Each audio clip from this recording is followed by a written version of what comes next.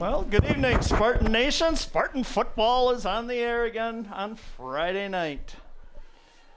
This is Bill, the Big K Cather, and I'm going to have the privilege honor tonight of helping a little bit with statistics and commentary, and I'll be turning it over here in just a moment to the golden voice of McFarland Athletics, Mr. John Wells. And again, we hope to make this telecast as entertaining, informative as possible for your viewing pleasure this evening. Tonight's opponent, the Blue Devils from Evansville, coached by Garth Coates. They are currently, I believe, 1-1 in their two-game stint so far this year. Facing your McFarland Spartans tonight, coached by Mr. Paul Ackley, 0-2 on the season. They both have a common opponent. They both have been defeated by Monroe. Evansville lost 40-24, and your McFarland Spartans were defeated 22-6 in their first home game this year. So it's just a little introduction to tonight's ball game, and as we're getting ready for the kickoff here, I'm going to turn it over to the golden voice of McFarland Athletics, Mr. John Wells. Hey, Bill, great night for football here. This is the 433rd varsity football game in school history. The first game, September 6, 1963, was against Evansville. Evansville won 8-6. That's before McFarland even had 4 grades at the high school. So Matt Amrine to kick off for the Spartans. Line drive kick. Going to be fielded there at about the 6-yard line.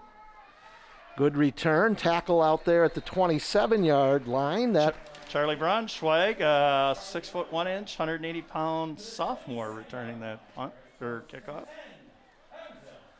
So Evansville will mark the ball. It'll be at the 27-yard line, so 1st and 10 for the Blue Devils. Now you're going to see both teams throw the ball tonight. Tier Severson, the quarterback for Evansville. 22 out of 41 for 409 yards, 3 TDs and 1 interception so far this year, John, for the 6 foot 2 inch, 190-pound senior. Yeah, we might see upwards of 40 passes combined here tonight. Could be a little longer ball game tonight, John, because of that. So Severson again, number 14, lining up behind him, number 26, Mason Young. He's their top rusher this year. Yes, he is. And also looks like number 15, Austin Schofield. Yep. Second leading rusher so far, John. Be giving you their stats here momentarily. I think there might be a media delay here. Up here we go. We're ready to go. All right. Here we go. Handoff Schofield, straight ahead. Gets out to the 30-yard line, pushed back there by, it's like number 70.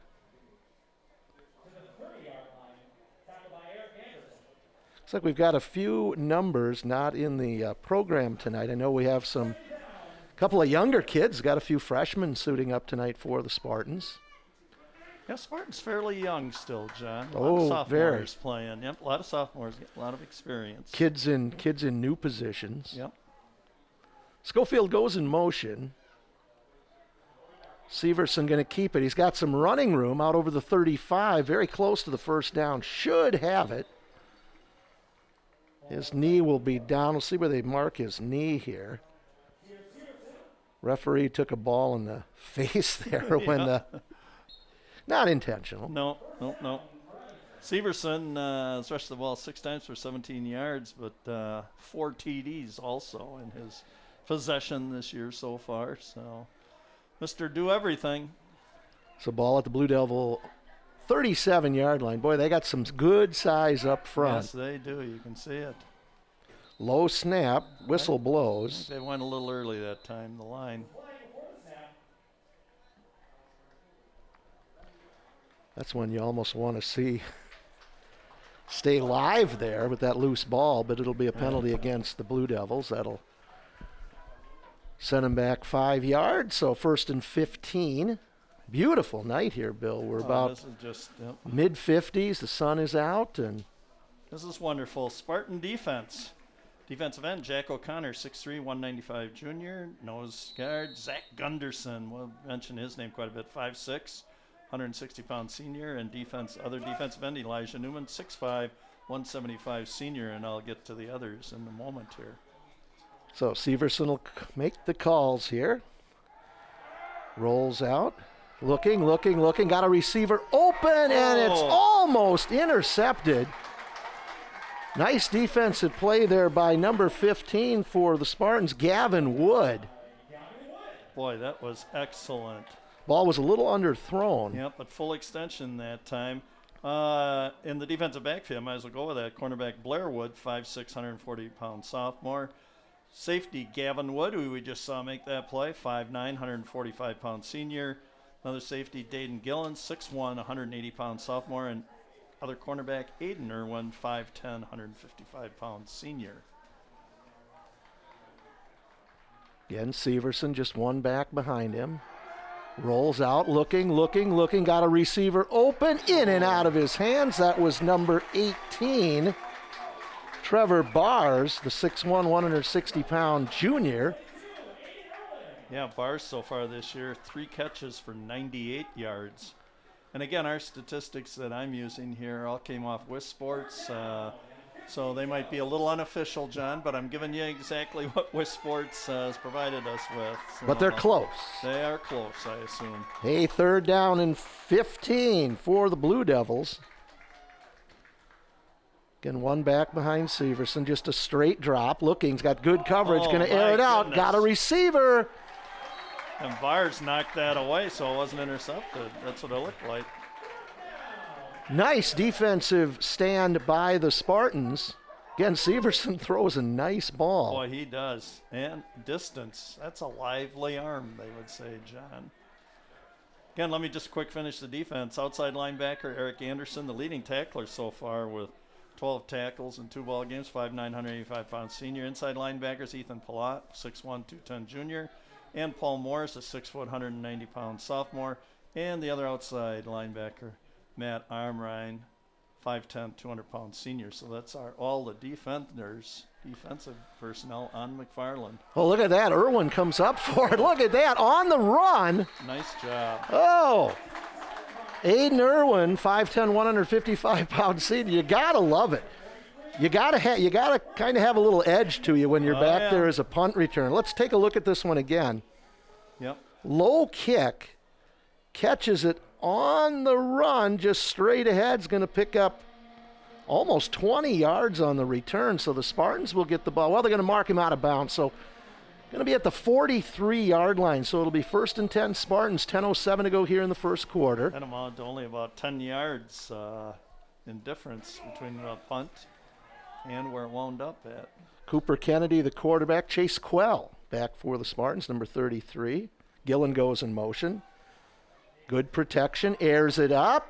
Got a receiver, he's open inside the 10-yard line. And that's Dayton Gillen. Down to the 5-yard line. Sophomore to sophomore. Boy, I'll tell you what, Gillen has been really big in the first game that we saw here, John. So nice throw. Again, credit that offensive line. Great coverage. I'll be mentioning their names in just a minute here. And again, this is going to be Air Kennedy against Air Severson, I think, this evening, John. Teams will look kind of similar here in what they'll do offensively. Chase Quell inside the 5, spins. Hold on to that ball.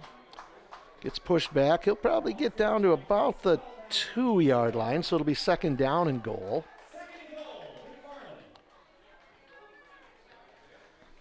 Keep it going. Let's punch it in.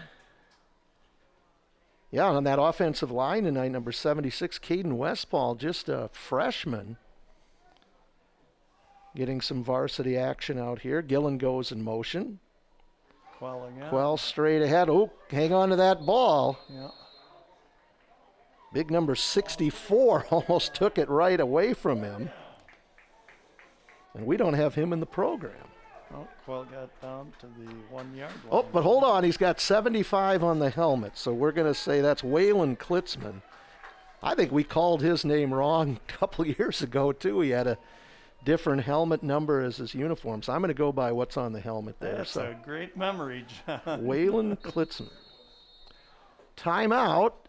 Evansville, so we go 3rd and 1. Let me just run down the offensive line here I have for the Spartans. We have Jack O'Connor, 6'3", 195 junior. At guards, we have Austin Miller, a 6'1", 250-pound junior, and also Gunther Switzer, 5'11", 220-pound junior.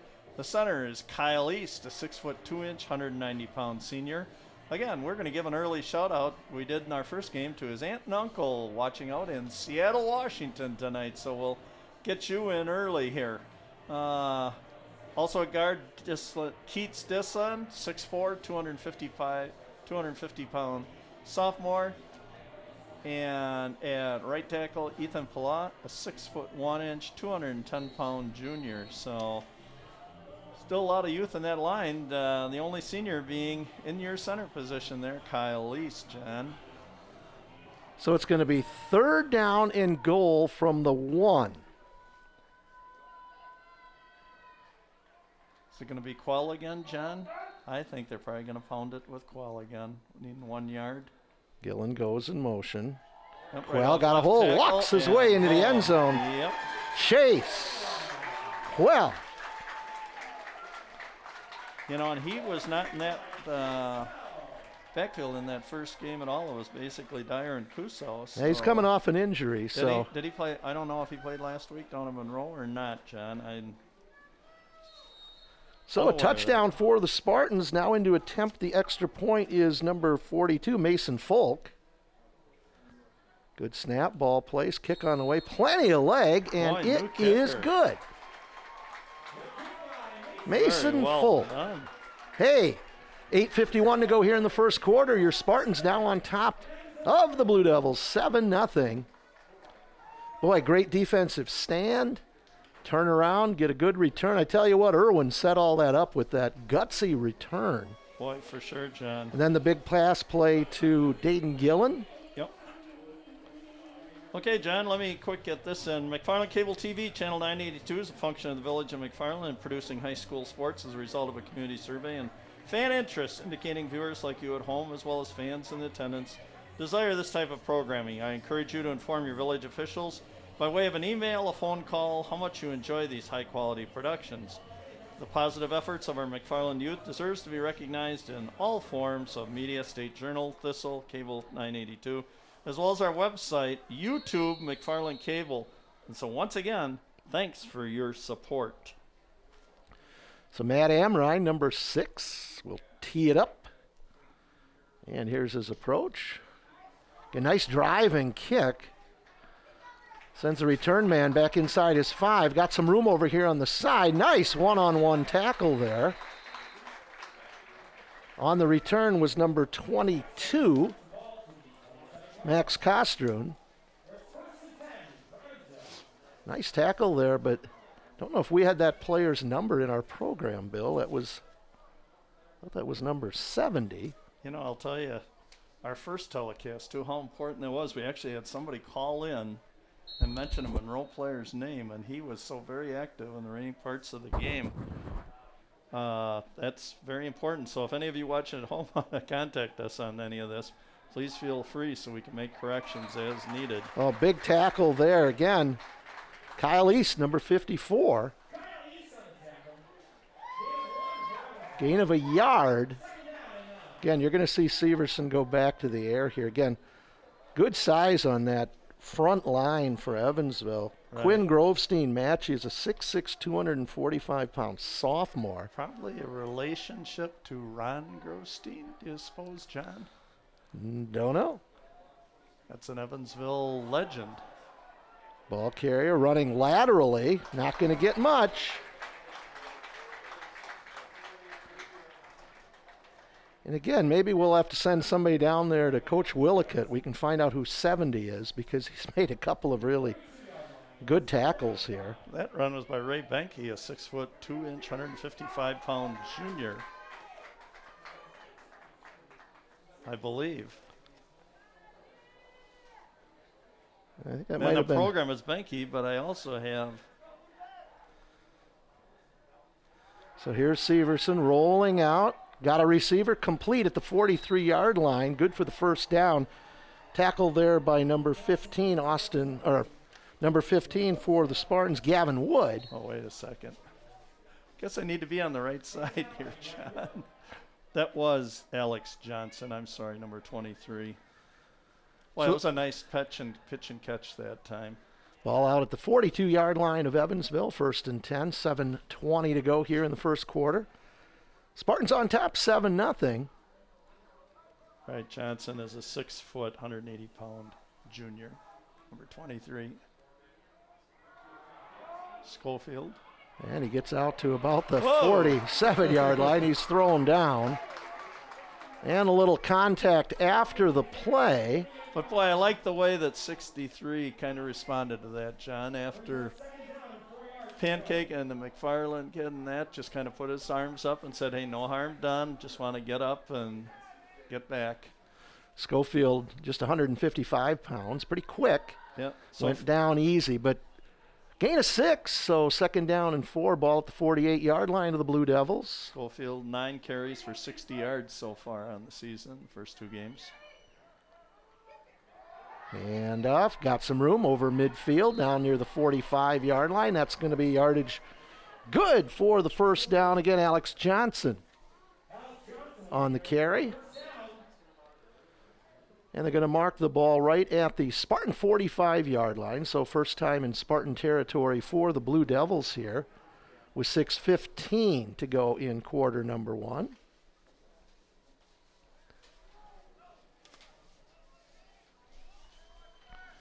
Again, their leading receiver coming into the game tonight, number 10, Chase Maves. He'll line up on the right side. Handoff Johnson again inside the 45 to the 42. He'll pick up 3. 3 yards in a cloud of rubber pellets and sand. Can't say dust anymore. No. You know, actually, according to Wiz Sports, Johnson had only carried the ball 3 times for 9 yards coming into tonight's ball game, John. Evansville appears to have quite a bit of depth out there, not only in the backfield, but also on their line. Actually, Mason Young just coming in the ball game. He was their leading ball carrier so far, 28 carries, 149 yards, and 2 touchdowns so far. So let's see if he gets his first carry here. So 2nd down and 7. And he does. Fights his way all the way down near the 35-yard line. That's going to be very close. Now they're going to say his knee was down at the 37. So it's going to bring up 3rd down and 2 with 5 minutes to go here in the first quarter. And the Spartans leading 7-0. But the Blue Devils on the move. Yep. Fans trying to encourage the defense here. Let's see what they do here. Let's see if just go straight ahead. Oh. Tackle in the backfield. That was number 20, Eric Anderson. I said leading tackler so far for the Spartans coming in with 12 tackles in the first 2 games, John. So 4th down and 3. 4 down territory here.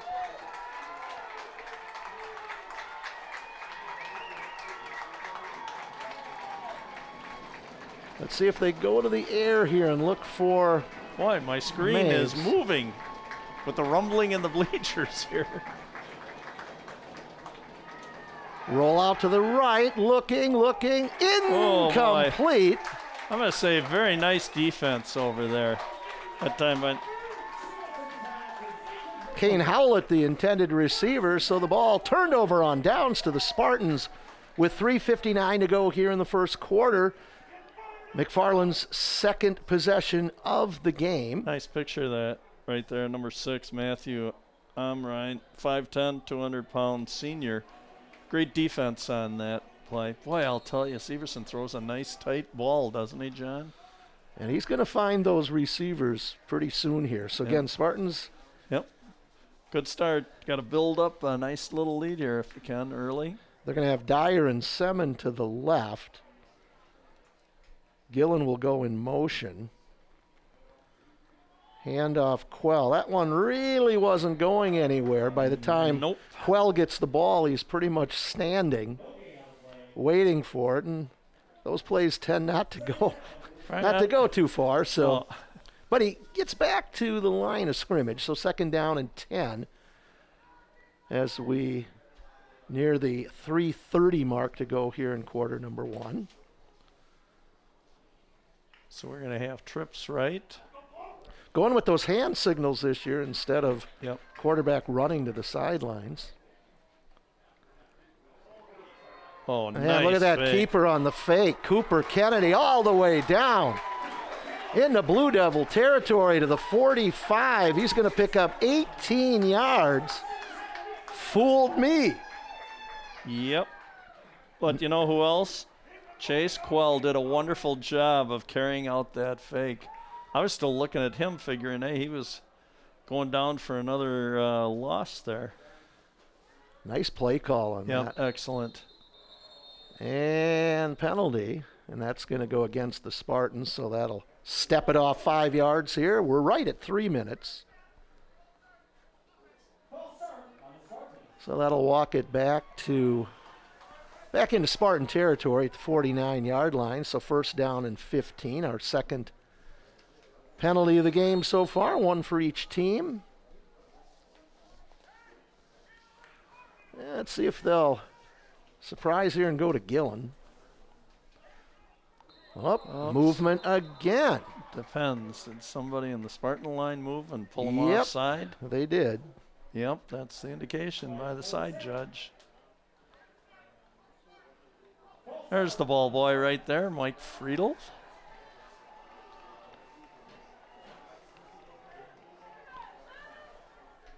Going the wrong direction here, John.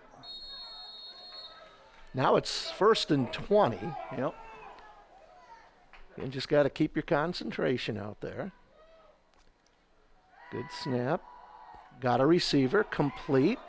That's Gillen, falls forward to the 49. Nice tackle there by number 22, Matt Kostrun. Second down and about 13 for the Spartans. Yep. With 2:15 to go here in the first quarter. And again, Spartans look to the sideline. 3 receivers to the right, 1 to the left. Dyer all by himself out there on the left side. Gillen will go in motion. Little inside pitch. Gillen, some running room. Stood up at the 45. Gets back to just about the original line of scrimmage, so it's going to be third down. We'll call it third down and 9. Ball at the 45-yard line. Definitely like how the Spartans are mixing up the play calls here. Yep. You know, they've been trying to get a running game going this year, but just haven't had Right. a lot of success with it. Yep.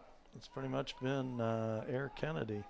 So Dyer will come to the right side. Yeah, sometimes wonder, is this confusion on purpose? Now they're going to take a timeout. I guess not, John. There's your answer.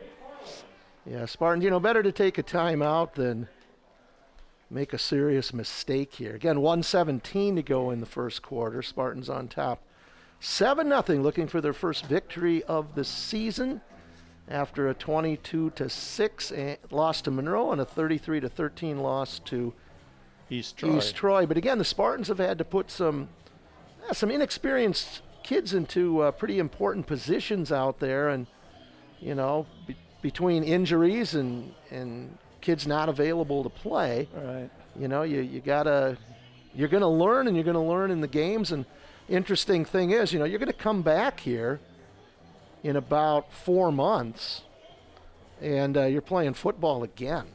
Yep. So fall season's going to be real interesting to see, will these teams that played in the spring have an advantage of teams that played maybe in the fall? We'll see. Most of the Spartans' opponents have all chosen to play in the spring this year. Oh, we can't get up. Pass is complete, and that's to Simmons. 5 yards. Sliding grab there at the 40. It's going to bring up fourth down and 4. Will it be 4 down territory for the Spartans? And there's our answer. Matthew Amrine, nice leg on him punting. He's going to put that ball. He can put that ball, was it against Monroe, right down at the 1. Yep. So see if he can do that here and or angle for the corner, either way. You said that was what, like a 60-degree? Does he have a 60-degree wedge in his hand, John? He's going to angle for the corner. Oh, boy, look at this. Looks nice. Oh, goes into the end zone. So touchback will bring the ball out to the 20-yard line for the Blue Devils with 31 seconds to go in the first quarter. Great to have a lot of viewers in Evansville with us tonight. Hope so. Good to see that. And nice crowd from Evansville made the trip over here. Again, masks required here at McFarland High School. And yep, that's what's allowing these kids also the opportunity to participate here, because parents are following rules, then kids follow rules as role models. so Schofield and Young behind. This is Schofield. Oh, he stood up in the backfield. Number 20, Eric Anderson, stood him up. You know, key player not playing for the Spartans, Zach Gunderson. I believe Zach suffered a knee injury, so Oh, did he? Okay. guessing his season will be done, unfortunately. And So we have 66 there in the middle. 66. Zach Stork, 5'10", 215-pound junior. hey, time runs out in the first quarter. 12 minutes in the books here from William J. Rice Field at Lloyd Schneider Stadium. It's your McFarland Spartans 7, the Evansville Blue Devils nothing. Right, and just to kind of look back at the first quarter scoring then, at the 8:52 mark of the first quarter, a 1-yard plunge by Chase Quell, I should say walk-in over left tackle by Chase Quell. Nobody put a hand on him. Extra point by Mason Falk. Good, putting the Spartans ahead at our score 7-0 at the end of the first quarter. And John, right now I also want to just take a minute here. We need to recognize our staff here tonight, as well as this will be the first of many times I'll recognize them tonight. First of all, we have the bearded wonder, the mastermind, Andrew Day, on the board tonight. Thank you, Andrew. We also will be mentioning that we are partially sponsored here by the Andrew Day Party Mix, which I said on our volleyball telecast the other night. They got a full pallet in at Pick and Save this last week, and by the time I got in there, I got the last box of it. But thank you very much, Andrew Day. You do much more beyond even our telecasts, I guess, here for the program. Also, on the board tonight, we have Nick Boom Boom Boucher. And on our cameras tonight, we have Patrick Hasty Tasty and BB Benny Becks giving us the excellent pictures, replays, everything else. This is just, look at the quality of the picture here. It's just, you guys do such a great job and make our job so much easier. So thanks again. So 2nd down and 11. Ball carrier going to pick up some yardage. Again, that was number 23. That's Alex Johnson.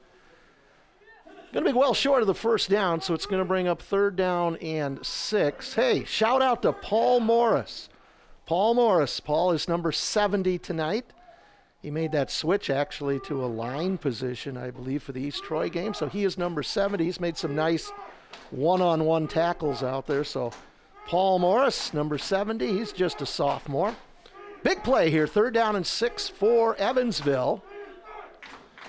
Severson going to roll out to his right. Complete. Whoa. 35, 40, 45. Pushed out of bounds just short of midfield. And again, that's Johnson, number 23. He's putting in a big game here in the first half for the Blue Devils. It might be the first time we've seen Severson, or second time where he actually rolled out to the right. But 1st and 10 for Evansville. Ball at the 49-yard line of the Blue Devils. Just underway here in the second quarter. Boy, I'll tell you what a quick release Severson has. Boy, he just, bang. I think That this was is quick. I believe this is his 3rd year as quarterback. There's Johnson, tripped up in the backfield. Nice pursuit that time. And I believe that was Kyle East who tripped him up, and the rest of the Spartans finish it off. Yep, you never stop pursuing until you hear the whistle, John. And that was evident there. Nice gang tackling by the Spartans. Gets back to the line of scrimmage, so it'll be 2nd down and 10. Yeah, I remember we're calling Severson's name a couple of years ago, so good-sized kid there at quarterback, 190 pounds. Yep. So here we go, 2nd down and 10 for Evansville. Schofield to go in motion, right to left, low snap. Well, a little mix-up in the backfield. Gonna get away over midfield and gets out of bounds just shy of the 45 of the Spartans. Again, gonna be well short of the 1st down.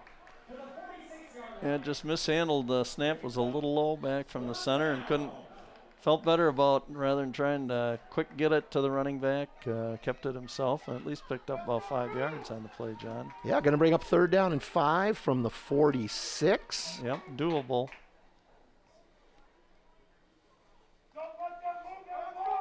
Severson, always a threat to throw here. I'm going to say, yeah, this is airborne. Again, rolling out to his right, looking. Got a receiver open, almost intercepted by Gillen. That could have gone both ways, John. That could have been a beautiful interception by Gillen. If you put that another yard further, that was a touchdown for the Blue Devils. Underthrown again. Kane Howlett, the intended receiver, but Dayton Gillen right there. Yep. So that will bring up now 4th down. Beautiful. Here we go again on the replay. Watch this. That's why this is so special, our broadcast team here. This is just wonderful what we're able to bring to you, and not only to the fans here in McFarland, but also anywhere in the world, I guess we could say. We've had viewers in China and South America, as well as parts of the United States, and tonight even in Evansville, Wisconsin. So we welcome all of you in. High snap. Good rush by the Spartans. They almost get it. Ball's going to go out of bounds near the 20. Whoa. Boy, that was close. Might have been tipped a little, John, do you think? See if Yeah, we get a replay back on that and see if we can. See who got a hand on that one. Well, maybe a replay, maybe not. We'll see. What we do know is the ball's on the 21. Here it is. Boy, it looked like it moved a little bit. I don't know. There's a case where you got to be real careful when you're running with your back to the ball that you don't get hit. Yep, you're right. Cooper Kennedy, the quarterback, brings the Spartans up for their 3rd possession. Well, got a receiver, that's Gillen. Falls forward to the 27-yard line. That'll be a gain of 6. We'll bring up 2nd down and 4. You got Cooper Kennedy. His passing percentage is just, he came in 18 out of 28 for 145 yards, a TD and an interception. So far tonight, he's 4 for 4 for 52 yards. So 2nd down and 4 for McFarland. Gillen in motion from left to right. Oh, well, the ball got stripped, but a penalty marker comes down. And we'll see what this is all about.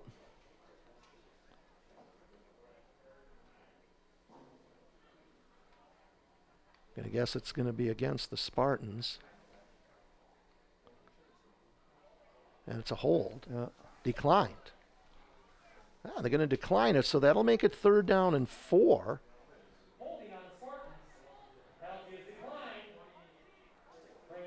Actually going to be third down and 6.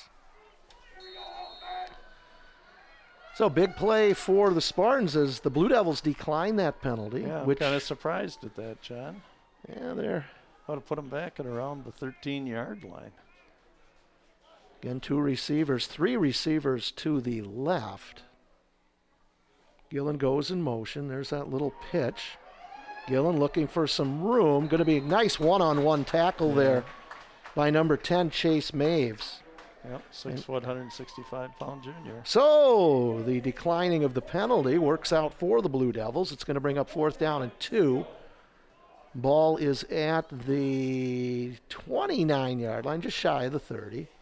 8:30 to go here in the first half. And you know what, John? Still the issue being ground game for McFarland. Still struggling with that. Right now, it doesn't look like we're going to punt, Bill. It's 4th down and short. Maybe we'll try to draw them off sides, and we might have.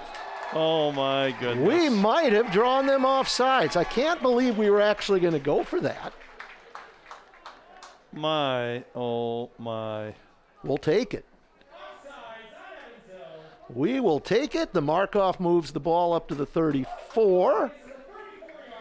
And that'll be 1st and 10 via the penalty. Now, that is what the Spartans were trying to do. That was what you would call a huge gift.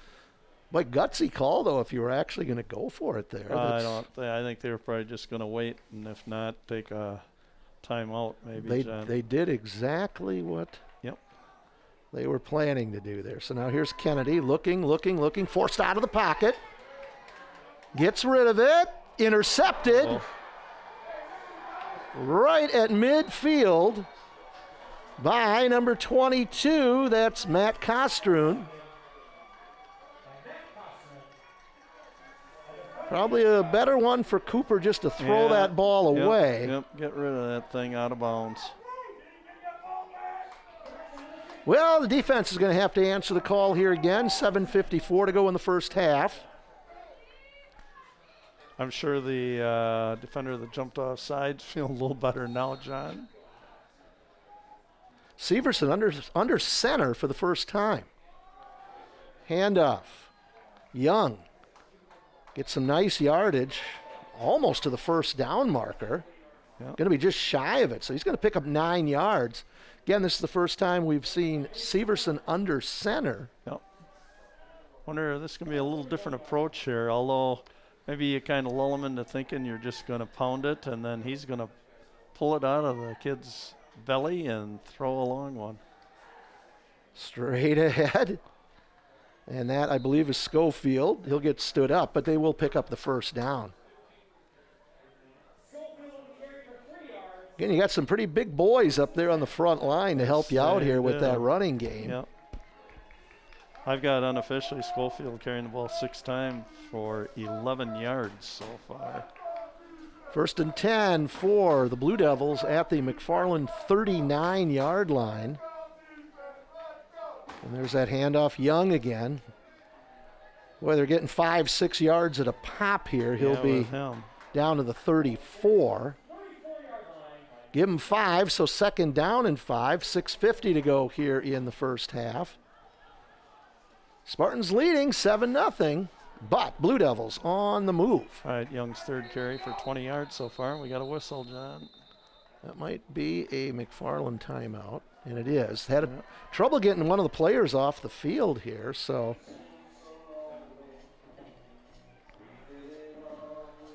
So 6:40 to go here in the first half.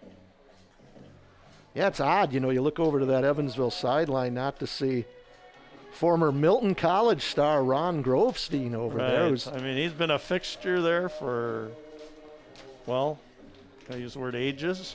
I think he was a 2-sport star over at Milton College, and a lot of people don't even know where Milton College, or they even had one, but I tell you what, Milton College produced some pretty good coaches. Sure as basketball and football, John. Huh? Yeah, they produced some pretty good coaches in southern Wisconsin over the years, and even our own Craig Howery, I believe, is a graduate of Milton College.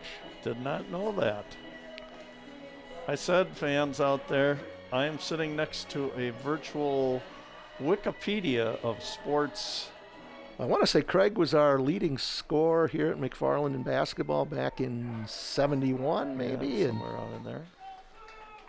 So 2nd down and 5 for the Blue Devils.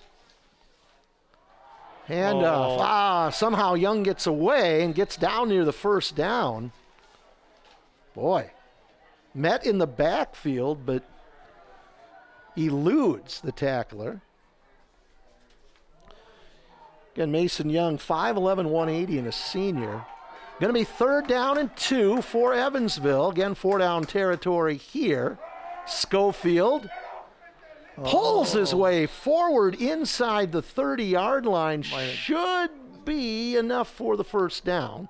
Oh, they're going back. Well, no, they're going to go back, so it's going to be just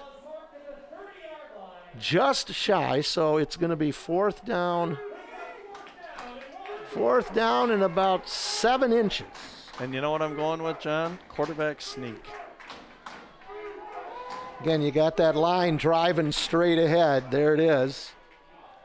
Oh, and look at that. He's going to just An assist. pirouette his way Yep. down inside the 25-yard line. No question about that. Severson needed less than a yard and picks up about 5. Sticks are going to move, so it's 1st and 10 at the 25 with 5:30 to go here in the first half.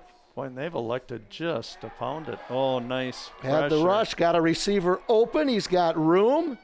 Going to be thrown out of bounds Nice pursuit. inside the 20-yard line. Nice Again, job, that was Gillen. Kane Howlett. Clock stops with 5:22. Gain of 7, so it'll bring up 2nd down and 3. Again, there's a look at Severson, number 14. Here's Young, gets through the tackle again. Gets down inside the 15-yard line, and that's going to be a 1st down for the Blue Devils. So Evansville, the blue and white on a march here. Little different philosophy that they've switched to, huh, John? This is just called Credit to Evansville, though, they can mix it up here. And 3 yards and a cloud Again, of artificial pellets. going under center again Yeah. has worked. And they're just able to give Young the ball, and he's just down around the 10-yard line. So, again, picking up 4, 5, 6 yards at a crack. 6 carries, 34 yards unofficially for Young so far. And Ball. almost all of it on this drive, John. Ball is marked at the 10, so 2nd down and 6. We're at the 4.5-minute mark to go here in the first half. Here's where I almost think that he might put it in somebody's gut, pull it out, and throw the ball. I think they'll just Gotta stay at keep home. going to Young here. It's working. Back to Young, stood up behind the line, but still. And again, you're right, and I'm wrong. Tell you what, Young gets hit behind the line of scrimmage. Yeah, he but does. That's about 4 times in a row. He's still able to get positive yardage. Yes, sir. I would agree with you. That's called keep your legs moving, never give up. So, Right. going to be 3rd down and 4 for the Blue Devils. Ball is just inside the 10-yard line. Now what do you think, John? I think they're going to go back. Yeah, not going to be under center now, so this will open up the field a little bit for Evansville. Schofield goes in motion. Severson looking, got a receiver, intercepted. Oh, This is Gillen, and Gillen will bring it out over the Wow. 15-yard line. Boy, in and out of the receiver's hands. that was a touchdown to an Let's take a interception. look at this one Yeah, again. great Here it play. is. Hard thrown ball, but in and out of the hands of number 18, Trevor Bars, and Gillen right there. Yeah. Almost a face mask on that tackle out of bounds. That's big, John, because that would have brought him back with an extra point, tie ball game. So Fans love it. Fans are on their feet here. Yep. 3:29 to go in the first half. And Bill, as we always say, what you want to do now, don't turn especially it when you're over. going to get the ball to start the second half, Yep. is you got to get a couple of first downs here and just move that ball, but don't turn it over. Yep, no mistakes. So Cooper Kennedy going to call the signals. Empty backfield. Oh, boy. Ooh. Tell you what, that was over to Quell. That was a floating duck.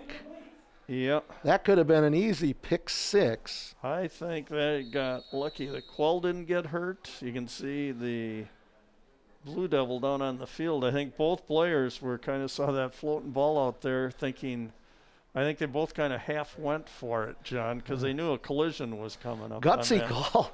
Gutsy call for the Spartans, from their own 15-yard line, and that Yeah. floater, that could have been. If you're going to do that, you got to get rid of that thing, I think, right away and make sure definitely that it's forward and not backward. So it would have been a live ball over there. Trainers and coaches heading out for Evansville. Player he's up on his knees, and Good.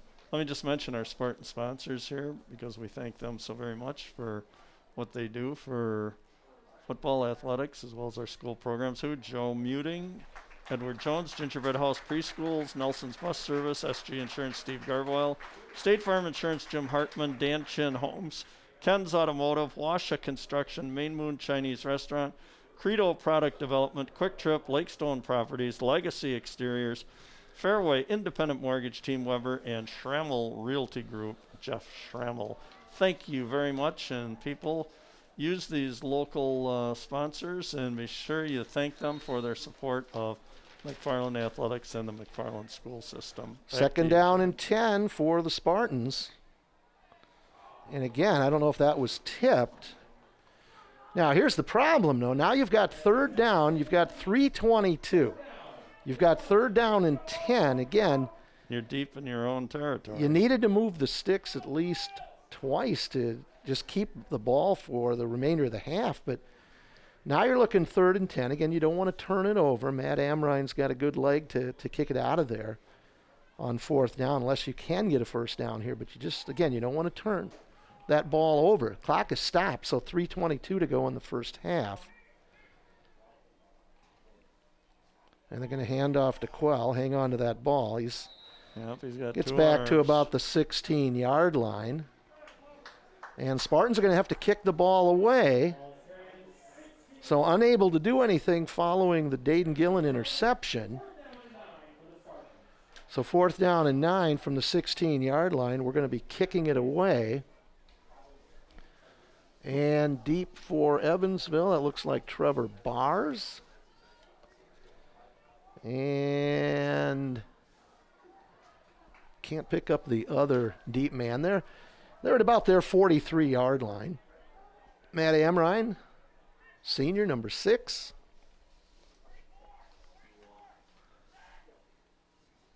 Good snap. Good kick, but it's going to be returnable. And a good return for the Blue Devils. About a 15-yard return that time. And that was Chase Maves. Yep. Again, but we've got a penalty marker, so depending on who this is on, if it's against the Spartans, Evansville's going to have really good field position, but I'm thinking it might be on the Blue Devils here. It's going to be block in the back, I believe. Yep. Well, we almost heard him up here. Tell you what, you got to like our punt returners tonight on both teams. Just gutsy. Yeah, just going up there and getting that ball, and you got to love it. I think punt returns are one of the most exciting things in football. Can be. Well, the ball's going to be marked back at the 49-yard line of Evansville, but 2:23 to go. And I think we're going to see Air Severson rather than Mason Young running the ball. Yeah, they've got 3 receivers lined up to the right side here, so we'll see if he rolls right. Trips right. Well, as and soon they're as going to go they to said Young. that, they go to the empty side of the field. Young pushed out of bounds inside Spartan territory. Important thing for the Blue Devils, he got out of bounds to stop the clock, John. Well, it's going to be at the 48-yard line, so pickup of 3, so second down and 7. Boy, what a beautiful night. I mean, this is just perfect. You know, when we went with the spring football, we thought, boy, what's the weather going to be like? But yeah. Well, and there's rain in the forecast, but I think we're going to get this game in before that comes. Again, 3 receivers to the right. Here's Severson looking. Got a receiver open. This one's going to be a touchdown. And that is Bars. That's going to be a 48-yard touchdown pass from Severson to Bars. And the Blue Devils on the board. Boy, was that on the mark. 48. And again, after that turnover, the Spartans just needed to be able to move that ball offensively. Not able to do it. Gave it back to Evansville, and they have cut this to a 1-point game. You got to love the old fancy lineups here on the extra point. They're going to go for 2. Low snap, isolated over here. Like taking cookies out of the cookie jar, an easy 2-point conversion for Evansville. I don't quite know if the Spartans knew what was happening there, but that's Chase Maves on the 2-point conversion. Right. And now it is Evansville 8, McFarland 7. Everybody kind of seemed just kind of standing around as if nobody really knew what was going on. I didn't. I was just looking at the monitor going, I didn't even get a full picture of that. Gotta like that creativity there, and I wonder if we can get a shot of the Evansville crowd over there. They got a nice crowd tonight. And tell you what, they support their football down in Evansville. And Yeah.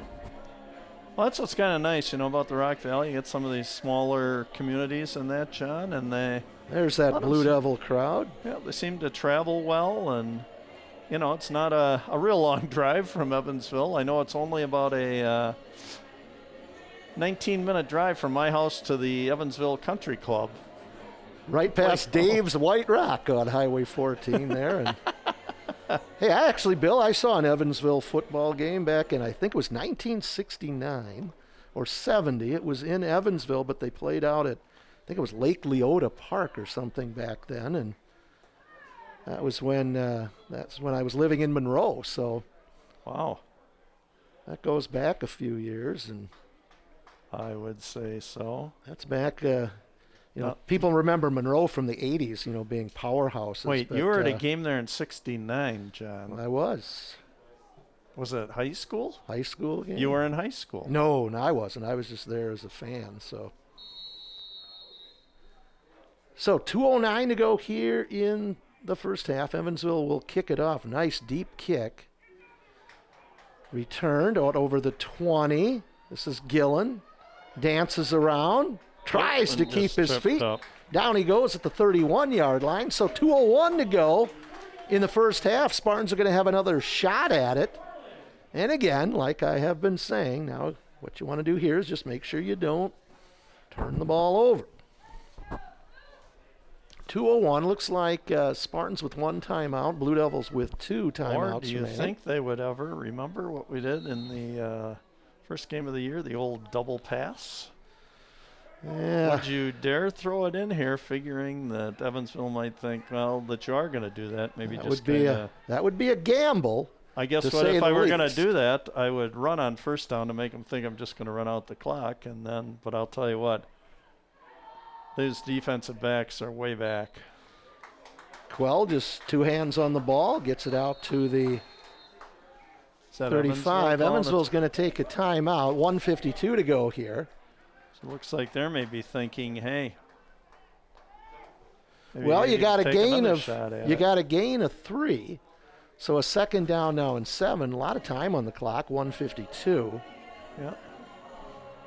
I'm thinking one timeout now left for Evansville. Scoreboard says 2. John, I'm going to talk a little bit about upcoming sports broadcast schedule here. Saturday, April 17th at noon, boys soccer versus Mount Horeb. Commentary will be by David Harris. Friday, April 23rd, 2 weeks from tonight at 7 p.m., boys football versus Whitewater will be here. Senior night, commentary again by myself, Bill Cather, and John Wells. And the following day, Saturday, April 24th at 2 p.m. in the afternoon, boys soccer versus Oregon. Senior night for the boys. Commentary again by David Harris. So second down and 7. We're going to have 4 receivers to the left. Just be careful. Kennedy forced out. Got to run to the right. Hang on to the ball. Gets out of bounds just shy of the 40. And there's a penalty marker. Oh, my goodness. And a gift. Should be a late hit over there. Again, that's what it looks like. You can do that when you've got it on your sideline. You do that on the McFarland sideline, and you might not get too much appreciation. So this will go against the Blue Devils. So that's going to move the ball. Should move the ball into Spartan or Evansville territory here. Boy, that kind of defeats the purpose of what they were hoping to do, their plan to maybe get the ball back again. Moves it all the way down to the Evansville 45-yard line, 1st and 10. Now all of a sudden you're on the offensive here with 1:44 to go in the half. Different mindset for the Spartans right now. 3 receivers to the left. The Blue Devils are really dropping deep. Linebackers are good 8-9 yards back. Kennedy forced out of the pocket. Needs to be smart. Gets out of bounds at about the 35. Or correction, 39. Stopping the clock, 1:37. Good choice by Cooper Kennedy. Yep. He's the leading ball carrier. Three carries for 31 yards. Again, Spartans just really struggling this year to get that running game going. Yep. But you got a sophomore out there at quarterback and getting more confidence each game. Right. So here's Kennedy, rolls out to his right, looking. Smart. Boom, Whoa. Big hit. Wow. Tell you what, that was Young. That was Mason Young. But Cooper, you got to get out of bounds. Yeah, I would say on that, don't be sitting there. Just get out, stop the clock with maybe losing 1 yard. And boy, because that's the kind of hit that could take you out of a game. Look at Young's feet there. You got to love that. That's a football player right there. Check that out. That's So now it's third down. Dyer and Grime, and look at his pants too, John. They're just. We've got Redkowski. We've got Gillen over here to the left. There's Gillen.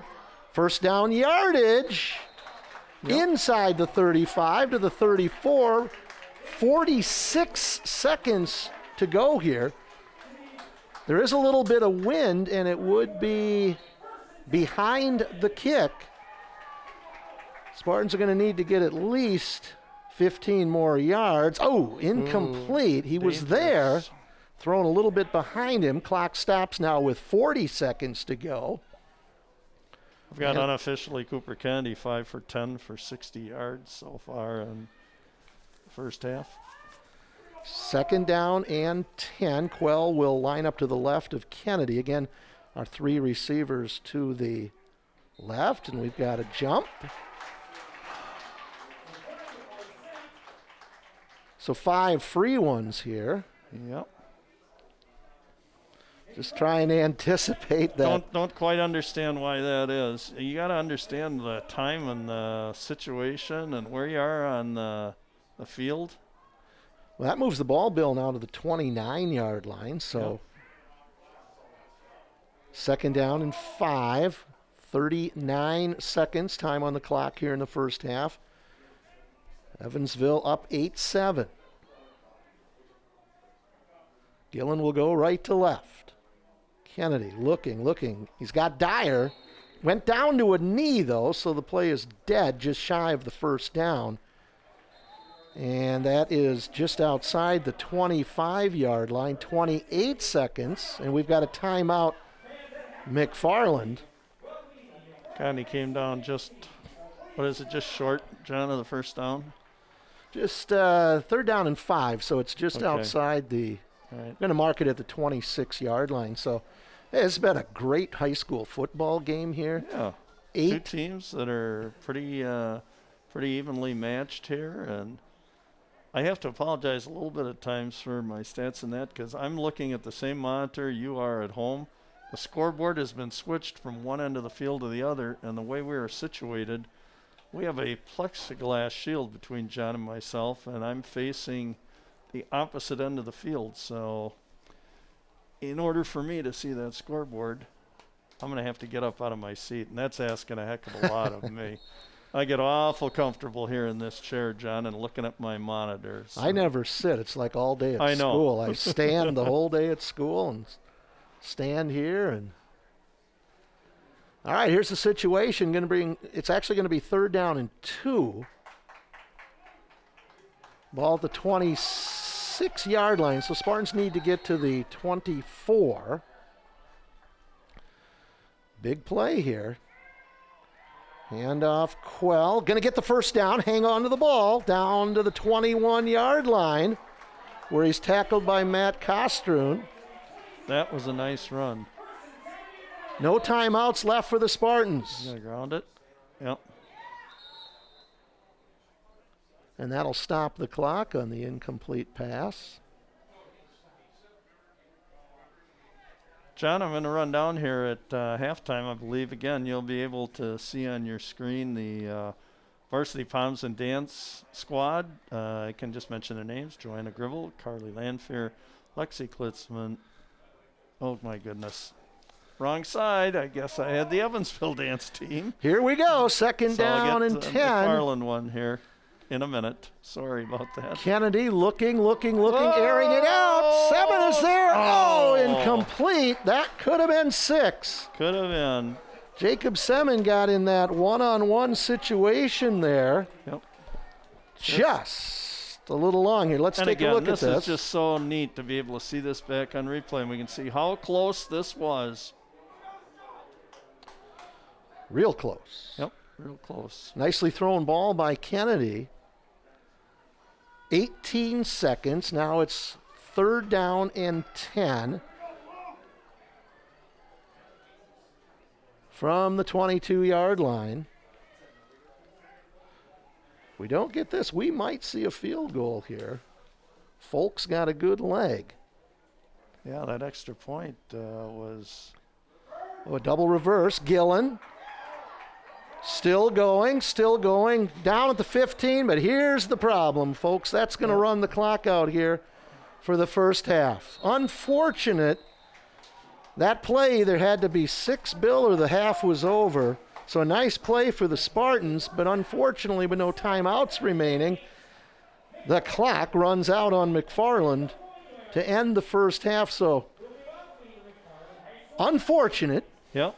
But it's the way things go. So our half is in the books here. It's the Evansville Blue Devils 8 and the McFarland Spartans 7. Right, and for your viewing pleasure here, I believe we're going to have the McFarland High School dance team again. My apologies, I'm reading off the wrong side. So the McFarland High School dance team here, Caitlin Ackley, Lillian Bernhardt, Sammy Heckel, Macy King, Sydney Storr, Christy Zhang, and Kamaria McGinn, I believe, will come out here for a little performance again at halftime. And again, John and I are going to step aside here, take a little break, and let everybody just take a little break, get your beverages and other things at home, and we will be back for the second half of action and very enjoyable game on a beautiful evening, so we'll see you shortly. Hey, we've got a great game tonight here from Lloyd Schneider Stadium. It's 8-7, the Evansville Blue Devils on top of the Spartans. Boy, again, what a wonderful high school football game tonight. Kids out here, the big thing is they've got the opportunity to play. Bill and I had a chance to see the Spartan girls volleyball team play on Tuesday night against Turner for their senior night. And a big thanks to the girls for writing up those profiles so we could share the seniors. We hope to do something similar to that for the boys if we get that information. So right on the boys' football. Parents, if you're watching, please encourage your sons to fill those things out. Or I'm sure there'll be something in the program for that, but we will make sure they all get mentioned. We did with the girls volleyball. And so, Bill, we were talking about that this is game number 433 in the history of McFarland football. The Spartans 237, 189, and 7. Yes, there were ties for quite a bit of the time. In fact, I believe there was one year the Spartans had 2 ties. They went 0-0 against Oregon one year. That was the opener back in 1966. And again, as we said earlier, the first game ever for McFarland at the varsity level was an 8-6 loss to Evansville, September 6th of 1963.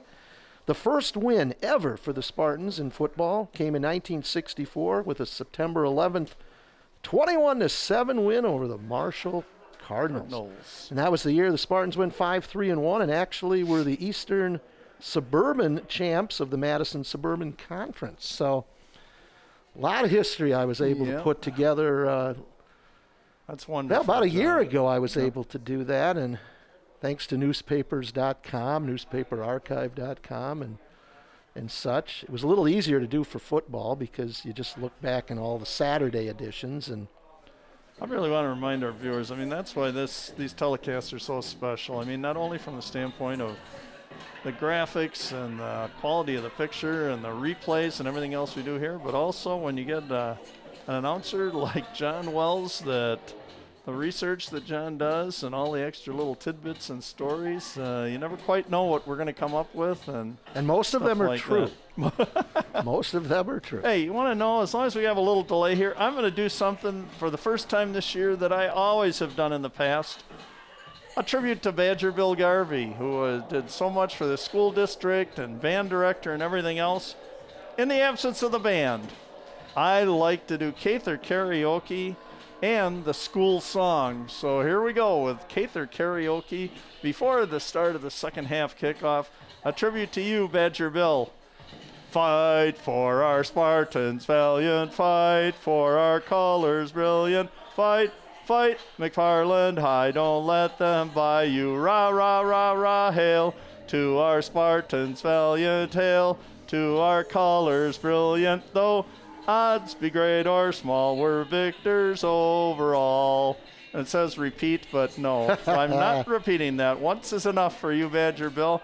Sure, you're looking down on us from the heavens above, and boy, I'll tell you what, I always say you are gone but never forgotten. You did so much for the kids and the community and the Badger program and the Badger band and just your church and everything else. So, gone but never forgotten, but a tribute to you, Badger Bill. So again, you only hear it here. Yep. And again, we know the coaches, we know the players, so we kind of personalize this. Yep. So, Yep. starting the second half, ball on the bounce. That's Simmons. And he'll go out of bounds. Well, I thought he was out of bounds, but he tight ropes it out to the 32-yard line. Jacob Simmons, 5'7", 145 pounds. I believe Jacob's going to go on and play some football in college. I think at Carroll College. I believe that's what you said, John. Yeah. More trivia. My dad, who played for Monroe in 40, 41, and 42, was offered a scholarship, I believe, to Carroll. And unfortunately, it was World War II also, so had to pass that up. And no can do. Great facility over there in Waukesha for Carroll. 1st and 10. Chase Quell out over the 35 to the 36. Yeah, we had a couple of comments from the first half. People didn't know there was a Milton College that we were talking about earlier. And if I'm not mistaken, when they closed up, their baseball team was in spring training out in Arizona, and all their assets were frozen. And you still see many of the buildings down in Miltonville if you ever get down there. And I'll have to do that someday. I think the city has one, and there's their old gym is, I think it was a flea market or something. And hey, look at this. Blocking. Chase Quell over the 40-yard line out to the 43. Young on the stop.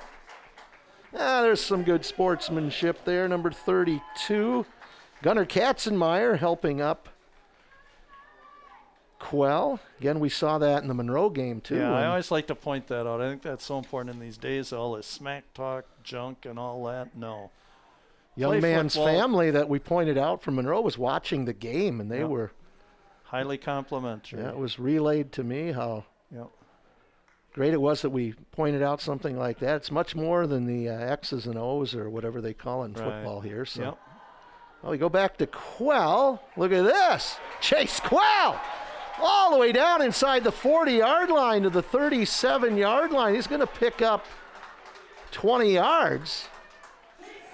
Boy, just when it looked like Chase was stopped, just keeps going. Look at this now. There he goes. Boy, and a quick acceleration. Changes direction. Look at him go. And the locomotive, once he gets going downhill, first half, 8 carries for 10 yards. Second half, 3 carries right now for 29 yards. 5'8", 185. Well, again, hang on to that ball. Chase gets inside the 35-yard line. Going to mark it at the 33. Again, under the 10-minute mark now in the third quarter. Evansville on top, 8-7. Kind of giving Evansville a little bit of taste of their own medicine when they took the ball right down the field with just pounding it straight ahead. I'm trying to think, Bill, didn't we score on our first possession of the game? And I think we're coming back right here now and moving the ball right along. And Again, you've got a couple of kids on that offensive line that one is a freshman and one just converted to the line. That's number 70, Paul Morris. Here's Quell. Look at that. I gotta like that. That low Chase. center of balance. Yep. He's going to wind up sneaking his way inside the 30-yard line. 13 carries for 53 yards so far. Taking a little break. Nice job. Now it is 3rd and 3. We'll see if the Spartans are going to go to the air as Quell comes out. And we'll see. They're looking over here. Wood will be the back behind Cooper Kennedy. This is Wood. Going to get the first down. Nice job. Nice job. Good hole there. That offensive line, I tell you. Doing a job, John. They are earning their pay tonight. That's just a phrase, people. Yeah, we don't want to bring that up. They're not actually because being paid to play. Who knows what's going to happen to the world of college. Don't even get me going on this transfer portal thing. Oh, no. You want to talk about ruining college sports right there. Yep. You could literally have a basketball program, Bill, Well, that just takes people out of the transfer portal and then every year has a completely new group. Absolutely. Here's Wood. Well, straight ahead. Nice one-on-one tackle there by number 32 of the Blue Devils. That's Gunnar Katzenmeyer. talking about transfer portal, that's what started to leak down into our high school basketball programs with some of these superstars. Jalen Johnson, kid from Prairie that went all around. There have been some other kids in that, and fine, WIA had to pass some rules about transferring. Well, I watched some of those games on ESPN. They call it high school basketball, but it's kids from all over the country playing places. And so Chase Quell, the ball carrier, going to get down near the 15-yard line. Yeah, you get your IMG academies and Montverde and places like that. And it's like we call it high school basketball. And, boy, I got online and looked at some of the tuition for some of those schools, Bill. Unbelievable. I want to say one of them was like $60,000. Who's picking up that tuition, John, huh? Not that I want to question anybody on that. Dirty hands in the pockets of youth. I don't know what. Yeah, I forget which school it was. I think we used the phrase, "Nuff said." Here's Quell. The gut. Little bit of an opening, but not much there. Keith Steislin was there, number 75. Well, we're going to be short now. Now it's 4th down and 1. Now we're going to call it 4th and 2. Ball at the 14. 6:40 to go here in the Ackley wanted to go quick. He wanted McFarland to go quick, and we're seeing it looks like a procedure call. And it is. So now you're going to go from a 4th and 7. Looks like we might be trying a field goal here. And they're going to have Matthew Amrine out there to try this one. And it's going to be marked at the, we'll call it 27-yard line. So this is going to be a 37-yard kick with a wind kind of in his face here. So let's see what we can do. Ball placed. Kick is on the way, and that is no good. They must use Amrine. Must use Falk just for the extra point. Well, boy, he put that first extra point through with plenty of distance, but I know that Amrine's been kicking up to this point. Yeah, there's a look at that wind kind of blowing. Looks like it west to southwest breeze. Based on the flag, it's probably at about 10 miles per hour. Early information I had was a southwest wind, 6 to 8 miles an hour, 57 degrees Fahrenheit, and mostly cloudy skies at the start of our ball game tonight. This is the first time I've actually seen the flag blowing like that, so it's picked up a little as the game has gone on. This is Schofield. Fumble! We're on it! Spartans are on that. That looks like, is that 57? Or is that? Yep, 57. 67, I believe. Gunter Switzer. Ball just pops out. Now, you can't ask your defense to do any more here now. They get the turnover for you. Now you've got the ball 1st and 10 deep in Evansville territory. Ball's going to be at the 26-yard line. Yep. Got to come out of here with something.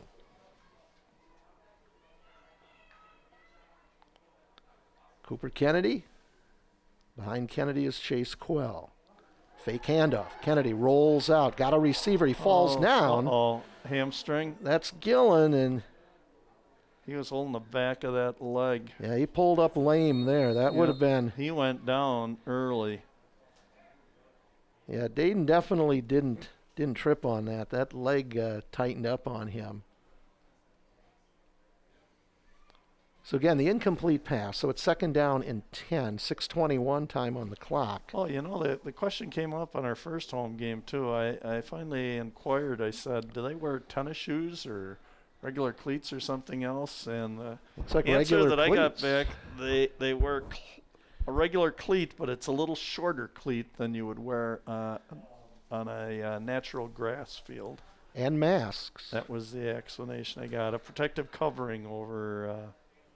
either masks or sometimes there's a little shield they place over the face guard. And Dayton's up. He's coming off on his own power. That's good. Interesting stat here, too, Bill.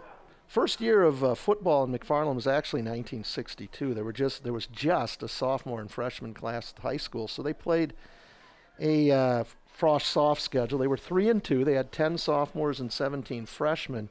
Coach then was Ron Bentley. He coached from 62 to 64. Art Dordell, 65 and 66, and then it was 3 men: Bill Rice, Scott Rice, Paul Ackley.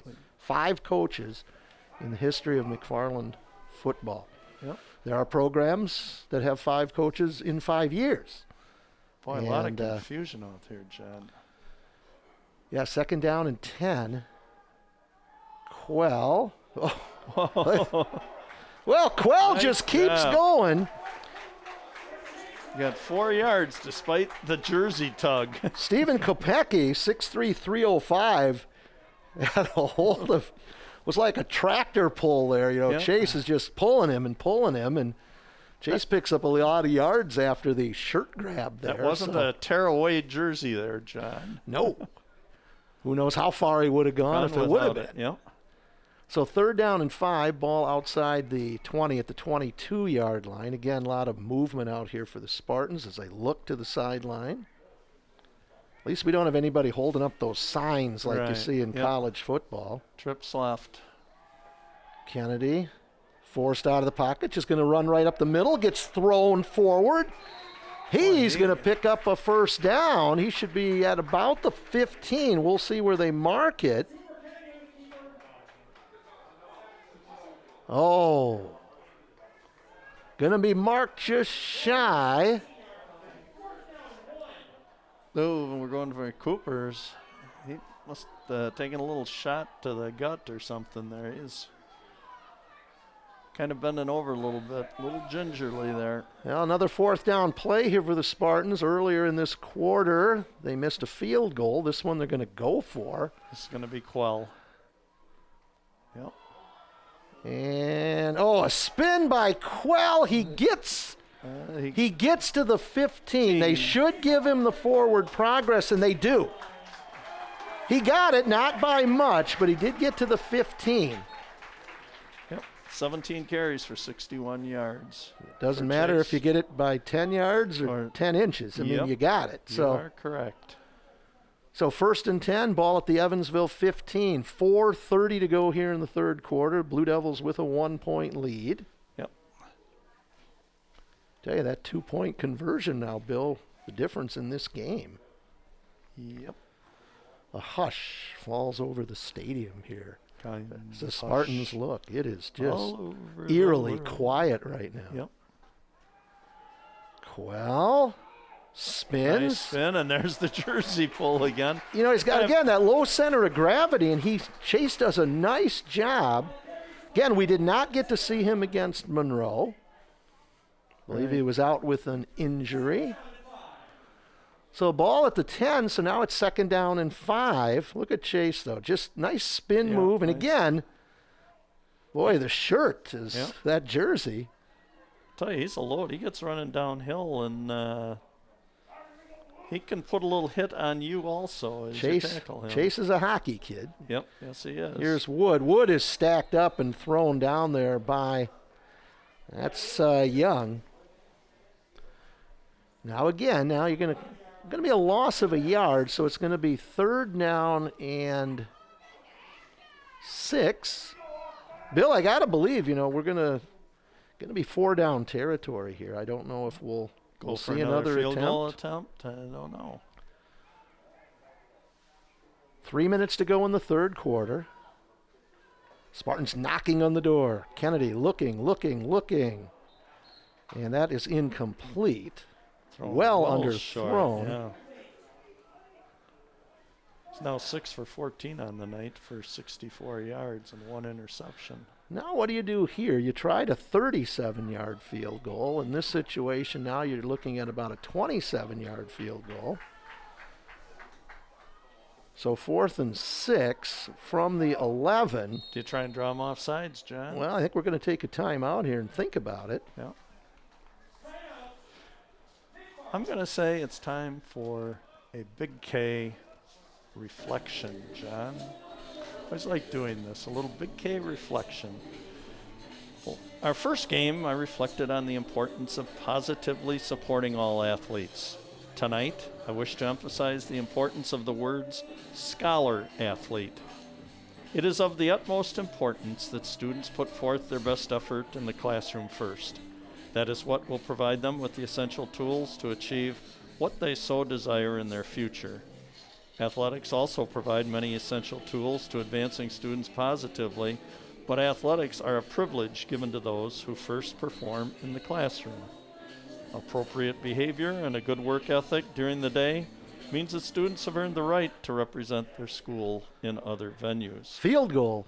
The smallest percentage of people ever make a living in professional sports, so remember the proper order and the importance of these 2 words. Scholar first, athlete second. There's the kick. Boy, drills this one. And it is good. And that was Mason Folk. Wow.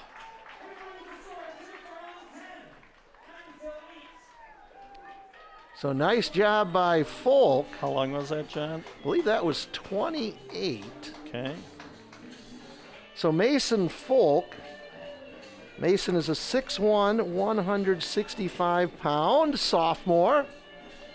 And it's 10-8 with 2:49 to go here in the 3rd quarter. Wow. So they go with Folk. Boy, that cleared it by what, Bill? Probably 15 yards there. Yeah, that really a nice... again with a little bit of a crosswind here. Okay, John. So we're sitting at 10-8. Again, a little scoring recap, but 8:52 of the quarter number 1, 1-yard drive by Chase Quell. Mason Falk with the extra point. McFarland went ahead 7-0. But then in the 2nd quarter, 2:11 left before halftime, a 48-yard pass from Severson to Bars. And then a Severson to Maves 2-point conversion put the Blue Devils ahead 8-7. But now at the 2:48 mark of the 3rd quarter, the Spartans regaining the lead on a 28-yard field goal by Mason Falk. 10-8 Spartans. 2:48 left to go in the 3rd quarter.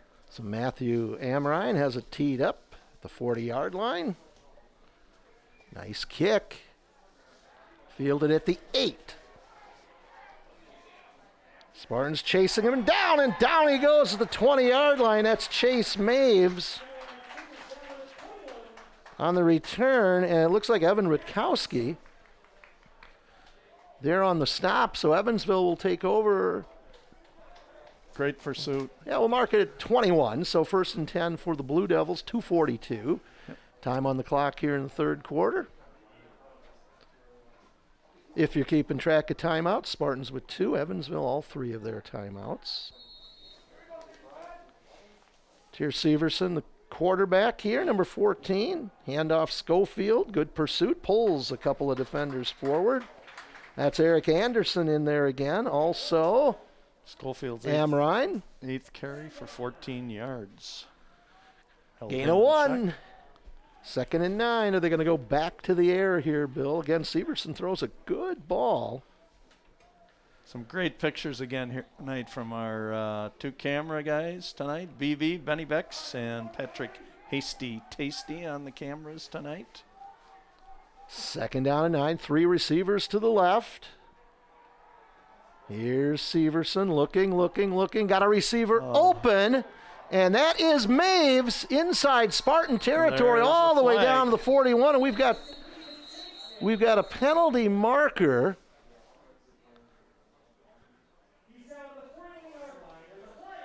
Now, this could be a defensive holding. We'll see.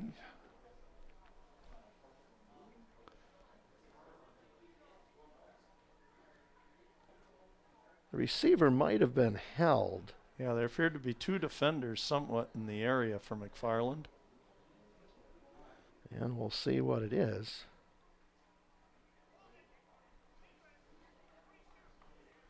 Yeah, defensive holding. It'll be declined, so. Boy, and that was almost about a 45-yard gain there, John. Nice strike. Nice throw by Severson that time. Yeah, I think it was nice tight spiral.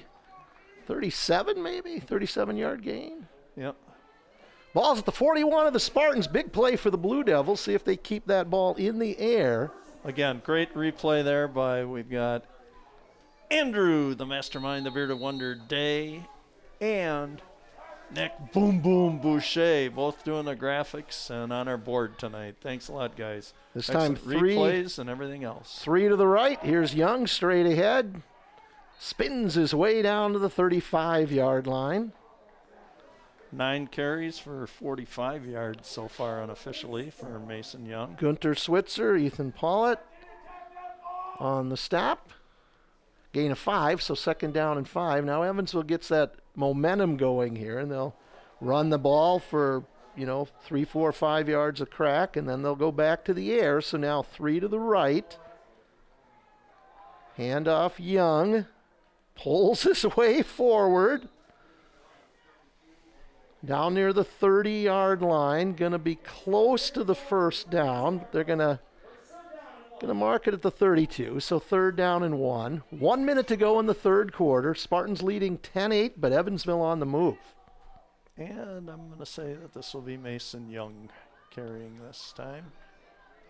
Yeah, tight formation this time by Evansville. Everybody in, and there's Young. And he is going to get the 1st down, not by much, but he will get to the 30. Again, doesn't matter if it's by 10 yards or 10 inches, it's a 1st down. I think I've heard you use that phrase, John, huh? That could it's become not one mine. of our favorites. It's not my phrase. So. You don't have a patent on that, huh? No. So 1st and 10 for the Blue Devils at the Spartan 30-yard line.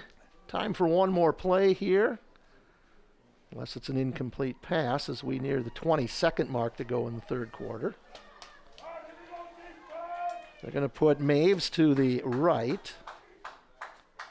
Bars comes in motion, left to right. Straight ahead handoff. I believe that's Johnson. Nice pursuit that time. Nice tackle.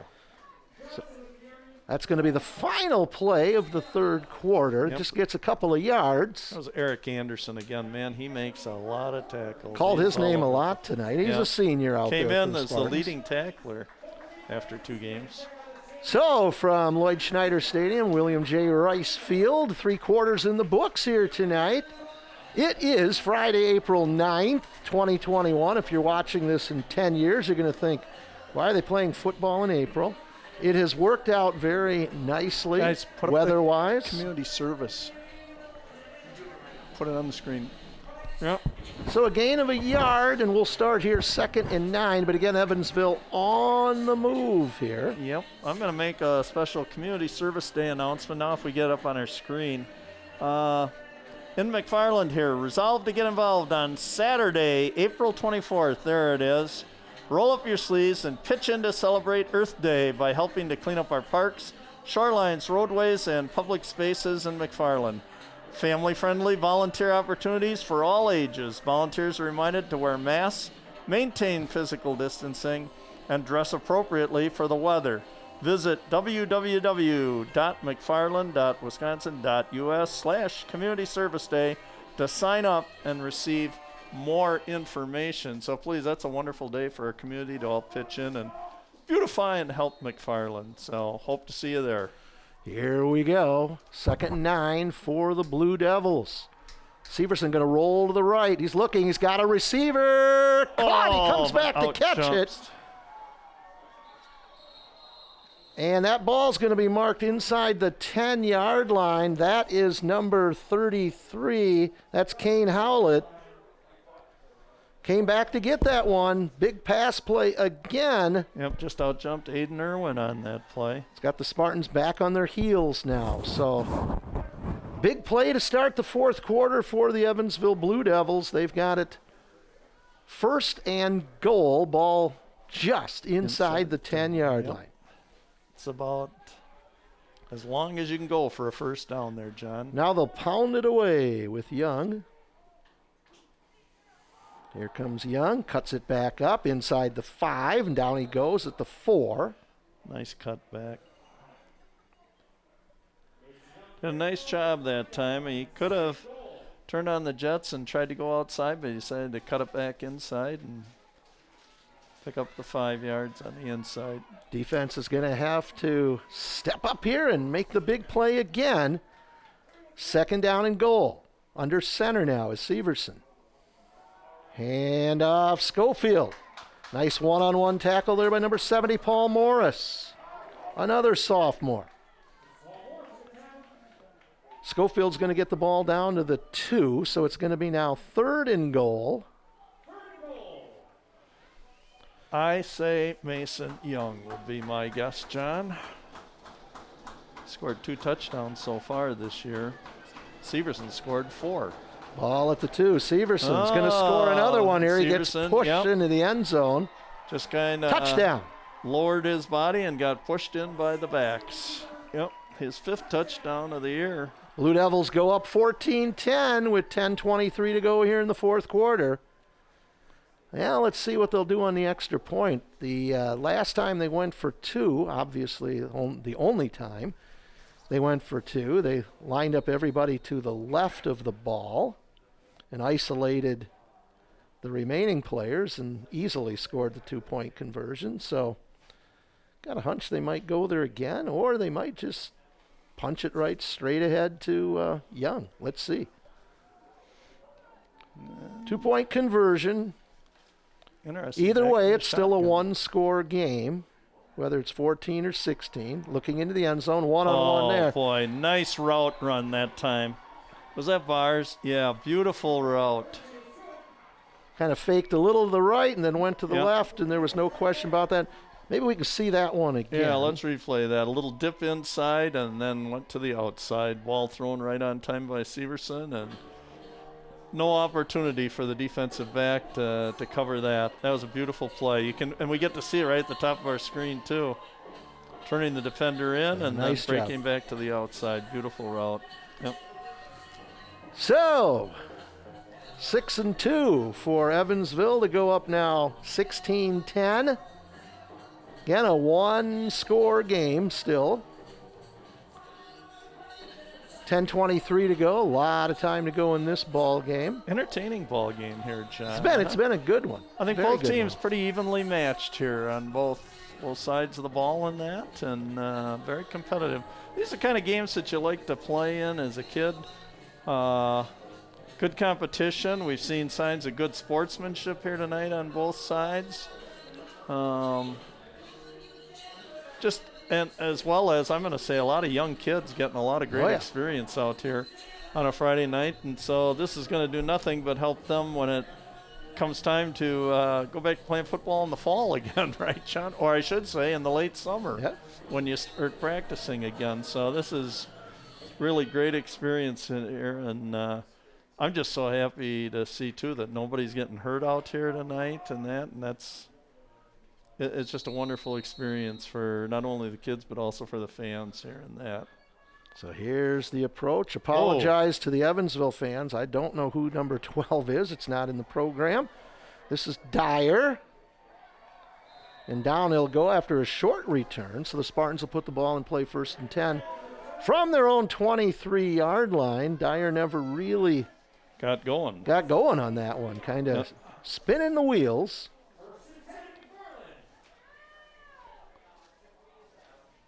And he had to elude his own man there. Almost, yeah. Now the Spartans need to get that offense going here, trailing by 6 here in the fourth quarter. Again, great to have all of you watching us here either live or on tape delay. Right. Here comes Quell. And he's out over the 30-yard line. Tell you what, Bill, he's going to get the first down here. Tell you what, Bill, we've had a defensive holding, but I do not know if we've had any offensive holding calls yet tonight in this game. Of course, as soon as you say that, you'll get one. Well, boy, it looked like Quell was going to go down in the backfield. He's still going to get some yardage out of this. That was pretty remarkable. Chase, really, you talk about a sense of awareness out on that field. Right. 20 carries, 80 yards unofficially. Nice job by Chase. Again, he's a hockey player. And I can tell you his father was one heck of a tough wrestler when he was in school. I had him in class. There you go. As well as his mother in class. Both two very, very wonderful people. So second down for the Spartans. Let's keep it moving. Retkowski goes in motion. That's going to be a penalty. Well, you had to jinx it, didn't Spartans. Yeah, it's not going to be a hold, though. Are you sure, John? I think it came much too early.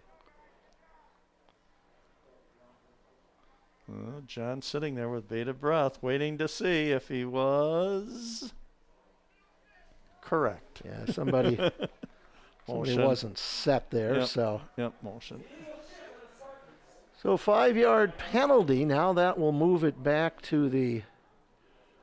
And I think that's legitimate. I saw Simmons go over. I think it was probably called on him, and just asked the official what it was. Got the explanation. Nodded his head yes, and good way to handle it. Ball at the 33 now, so second down and 12 for your Spartans. Boy, they almost got him to jump again offside. And credit that offensive line again with some new faces there. Here comes Quell. Look at Chase Quell. The bull in the china shop, Bill, I tell you tonight. Keeping that head down, keeping the legs moving. That's old school football there for Chase Quell. The bowling ball, the locomotive. Now it's going to be 3rd and 1. Big play for the Spartans here. Quell comes out. He's on the sidelines. A little breather. 3rd and a yard. 8:15 to go here in the fourth quarter. Good block. Wood, hey, got some yardage there. Cuts it up. Going to get out over the 45 near the 48. So nice run there by Gavin Wood. His 4th carry for 13 yards. He's done a nice job in his 4 carries, coming in spelling Quell just for that one time, just to give him a little breather. You got to check that, though, Bill. That looks like 16, not 15. That would have been Simeon Pomeranian. That looked like a 16 to me, so we may have miscalled somebody here a few times. Kennedy, he's got a receiver. Oh, he came back for the ball just out of his hands, but a flag is thrown.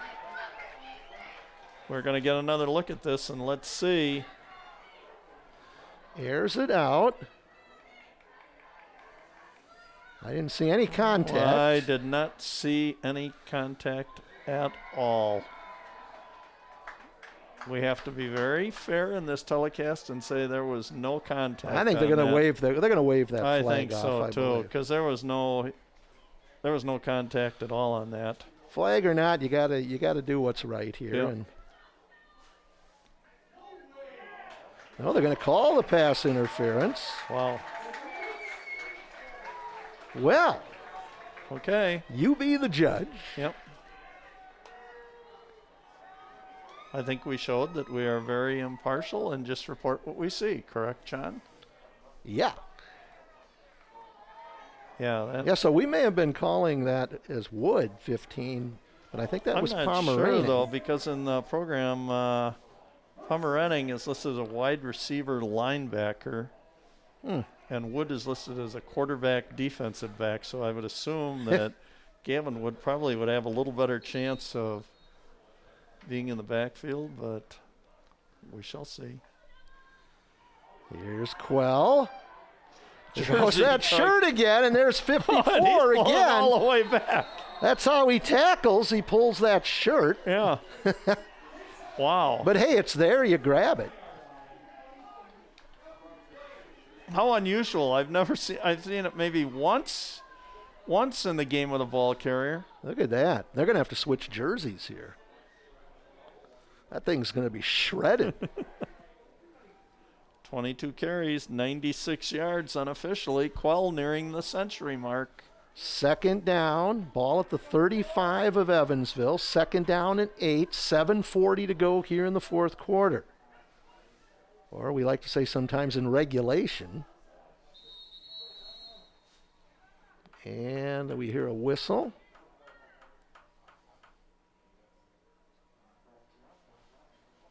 Well, what's up? Don't know what this is about.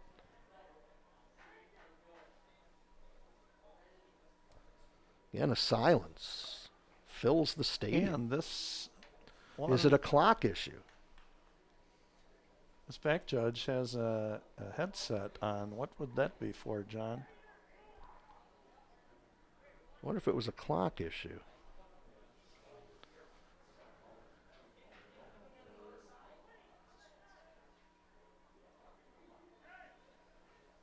Or it was...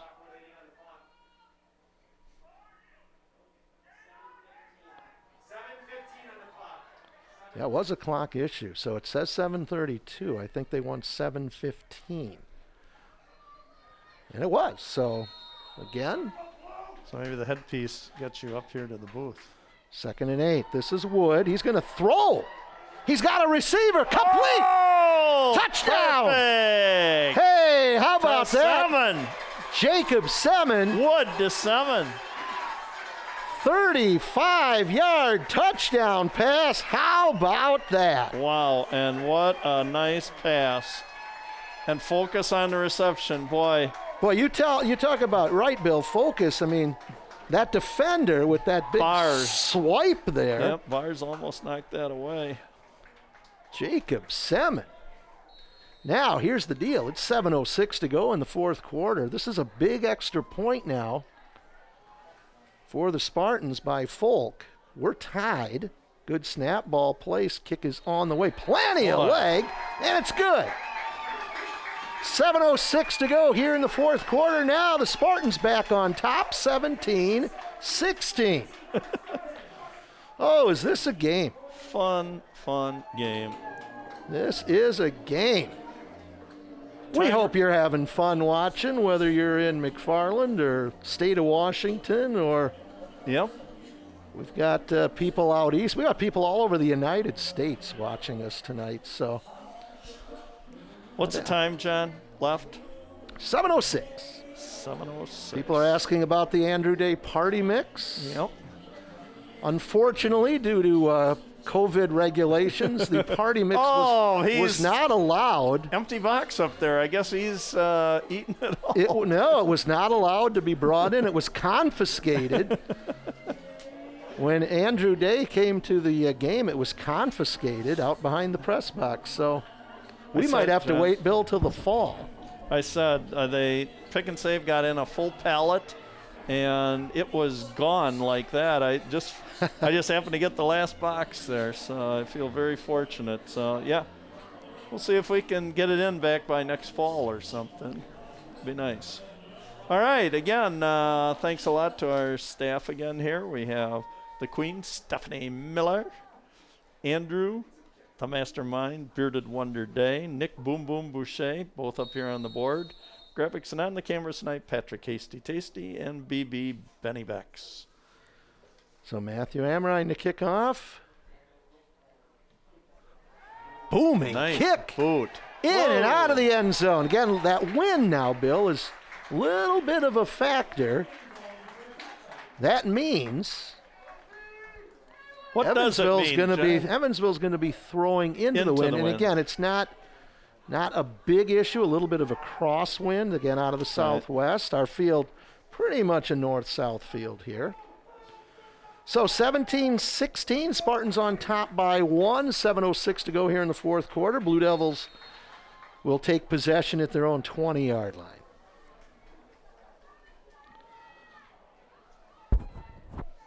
Maves comes in motion. Severson rolls to his right, looking, got a receiver open, and that's Howlett. Out over the 30 to the 31. That will be a first down. Boy, he snaps that ball off quick. He's got a quick release, John. 6'2", 190. Yeah. Boom. And Howlett right there. Yep. Howlett is a 6 foot, 185-pound junior. Yep, and so far Howlett on the year has 3 TDs on 5 catches for 88 yards coming in. First and 10 for the Blue Devils. This time he'll go to the left. Receiver, tip, intercepted! Intercepted! That's Irwin. Hang on to the ball, down to the Evansville 30-yard line. Tip, and ball. Caught. Hey, how about that one? Boy, both of Severson's interceptions tonight have been tip balls. Uh-oh, looks like there must be a... Let's see what happens to the quarterback afterwards. Nope.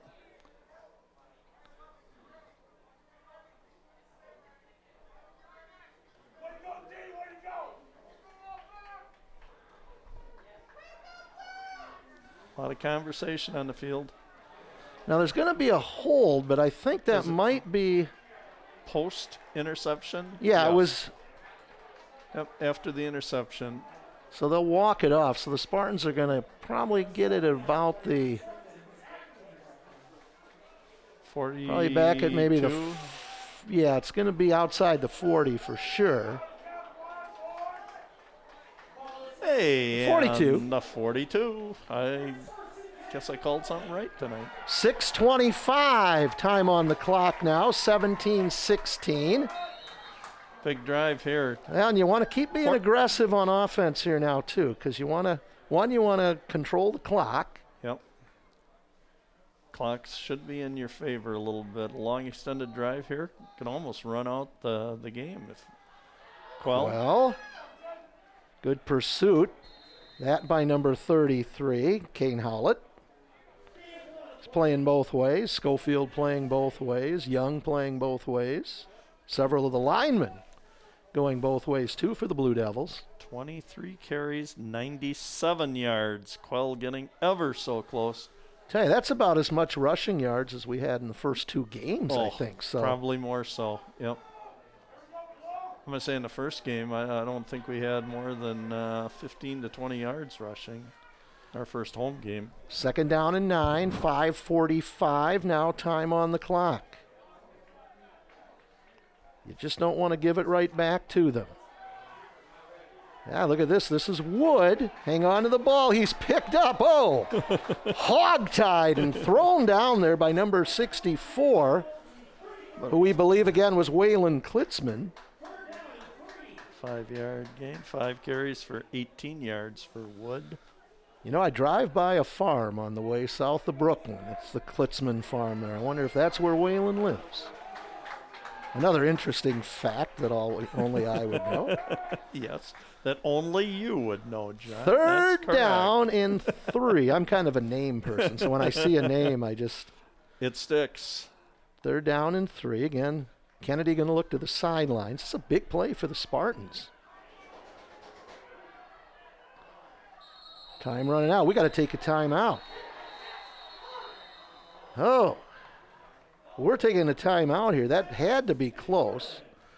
We do not have the play clocks in our end zone like you see at the college and the pro level. There are high schools now that do have that. Yeah. But that is our second timeout of the half, so we have one timeout remaining. Time on the clock is 4:49. It's 3rd and 3 for the Spartans. Ball is at the 35 of Evansville. It is a 1-point game. Spartans here tonight just trying to break into the win column here tonight, John. I don't know, where do they head next week to? Next week it's at Jefferson. At Jefferson, and then back home here for senior night against Whitewater. Correct. The Whippets. Got to get this one here, though. Yep. We'll give you 2 weeks to find out. A lot of young players on that Evansville team, especially on their line. Take a look at those lights up there. Yep. Don't know if those are Musco lights. Explain. I actually, Musco's a good lighting company. I was out at Angel Park in Sun Prairie looking at the track this weekend, and they had Musco lights. Those are about the best you can get. Many of you recognize this voice, John, voice of MIS. Well, he reaches forward, but as he reaches, the ball comes out. Was his knee down, though? They're going to say he was down. That's called trying to get every inch. Yep. He's going to be short, but the good thing is the Spartans still have the ball. Knee. Yeah, that knee went down, and good call by the official. And again, they're right there. Oh, this is a big one here. 4th down and 1 for the Spartans. Yep. Clock rolling. 4:15 to go here in the 4th quarter. The Spartans leading by 1. Well, this is going to be Quell. There's no doubt about it. There he goes. He's got the first down. He gets pushed back. No, he's going to be a little short, John. Yeah, they got to see where they mark coming it. In. That side judge came in from inside the mark. And I don't know. No, he's going to be short. Yeah. Wow, I thought he had it. I did too from looking at where he ran, but I saw that side judge over there where he came running in from, and nice defensive stop by the Blue Devils. So now 4:01 on the clock. You've got a quarterback like Severson with a good arm. Oh, and that was Quell's 25th carry. That would have put him at 100 yards if they would have given him the first down.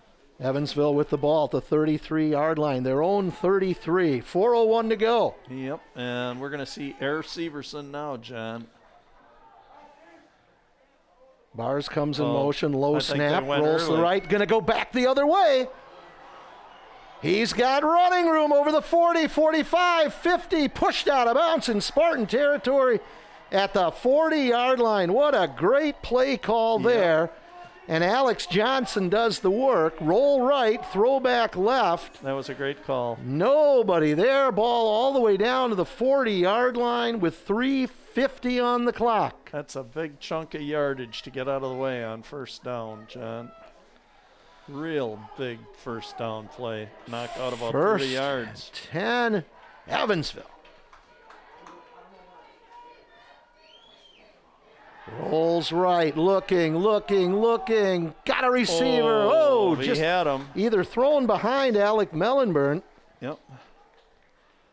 Mellenbrent had 2 catches for 20 yards coming into tonight's game. 6 foot 1 inch, 180-pound senior. 2nd down, ball on the 40-yard line. Clock is stopped. 3:45. The numbers. He had him too, John. Oh, just threw behind him. That play, you come back, chase just short of that first down. And well, they stood him up. They didn't allow him to fall forward. 2nd down. Severson again rolls to his right, looking. About 8-yard gain, I'm going to say. Yeah, that to Maves. Down around the 32. Spartan player is down.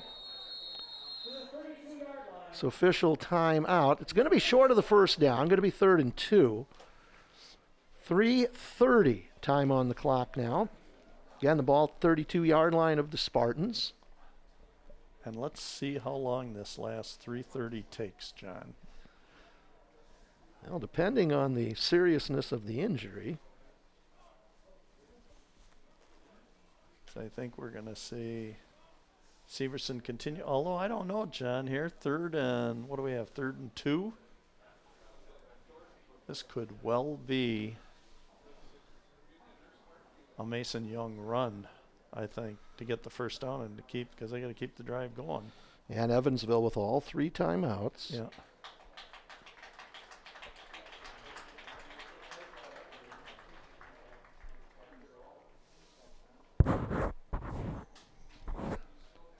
Aiden Irwin had to come off the field there.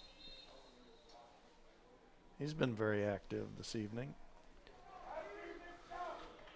So Evansville, the whole team went over to the sideline there. So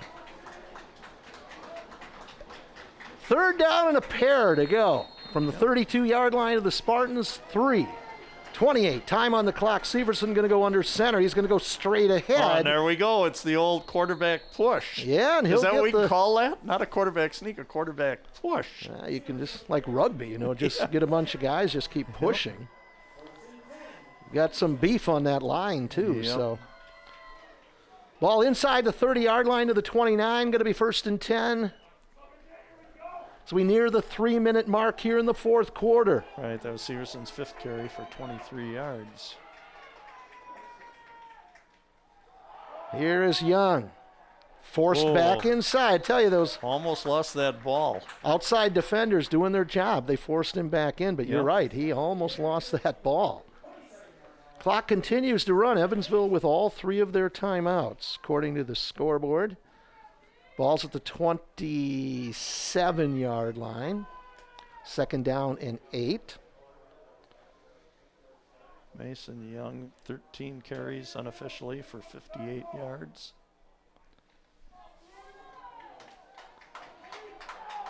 So they're going to send 3 receivers to the left. Young will line up to the left of Severson. Severson looking. Got a receiver open. Incomplete.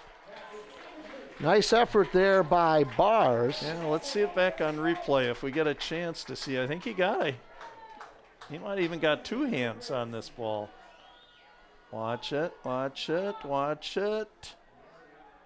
he only put 1 hand up. He just got the right hand on it. Boy, that's great. Thanks a lot. Wasn't that an excellent replay? Kind of slowed it down perfectly. Kudos to the bearded wonder, the mastermind, Andrew Day. Let's see if they go back to And Nick one. Boom Boom Boucher. Both of them on the board here tonight. Thanks a lot, guys. It's wonderful. This time they'll put Maves to the right. Looking, lot of time. Going to air it out. There he is. Touchdown, Evansville. Wow. Maves just snuck inside the defender and hauled that in. 2:09 to go on the clock, and now Evansville goes up 22-17.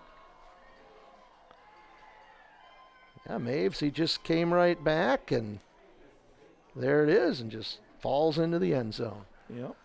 22-17. My guess is they will.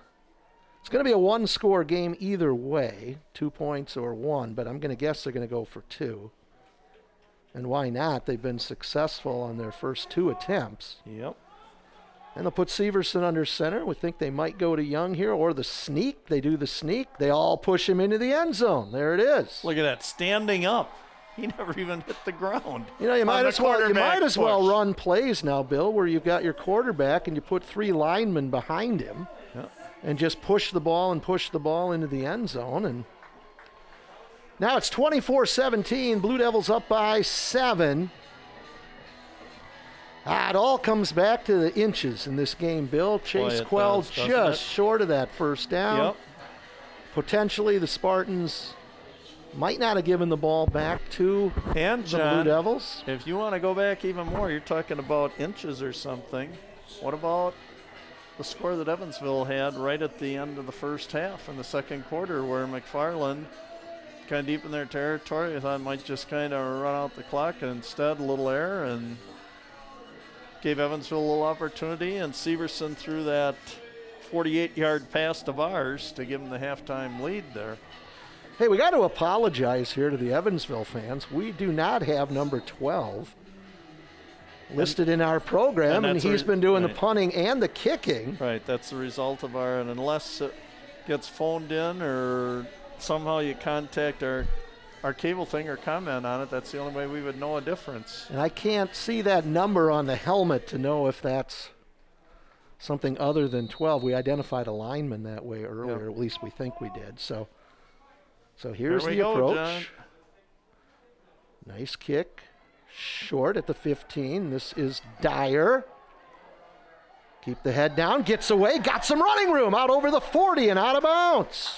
Nice return. How about that? Brandon, nice return. 5 foot, 11 inch, 180 pound sophomore.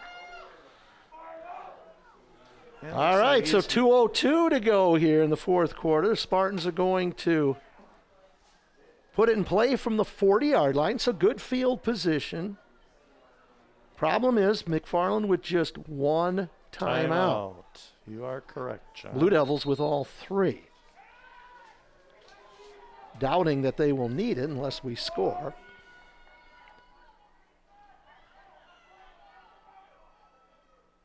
Kennedy was trying to signal somebody. And that is Dyer. It's going to be a gain of 7, but the clock will continue to run. I'm still going to say at some point in time, take a look for that double pass, John. Well, now you got to get up to the line of scrimmage, and you got to get that play called. Yep, you got to right move away. quickly. Move quickly. Yeah, you don't want to burn that timeout yet. Kennedy forced out Or of the get out of bounds. Got a receiver. Hey, that's Simmons. And he got out Oh, of bounds. how about that? Jacob goes up for the jump ball. He's down a little bit. Drilled out of He's bounds shaken at the up. 41, but in Evansville territory.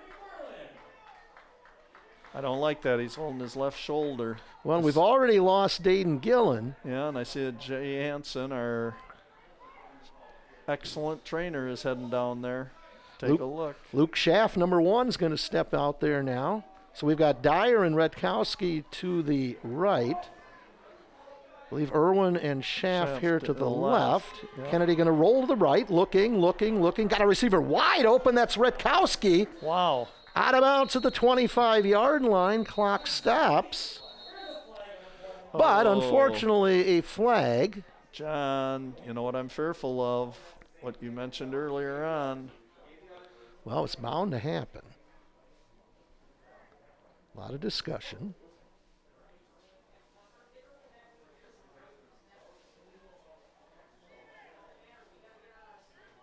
No foul. Wow. All right, so here's the deal now. The ball at the 25 of Evansville. 1st and 10 for the Spartans. 1:24, the time on the clock. 3 plays, they've moved almost 40 yards, John. And again, 1 timeout remaining.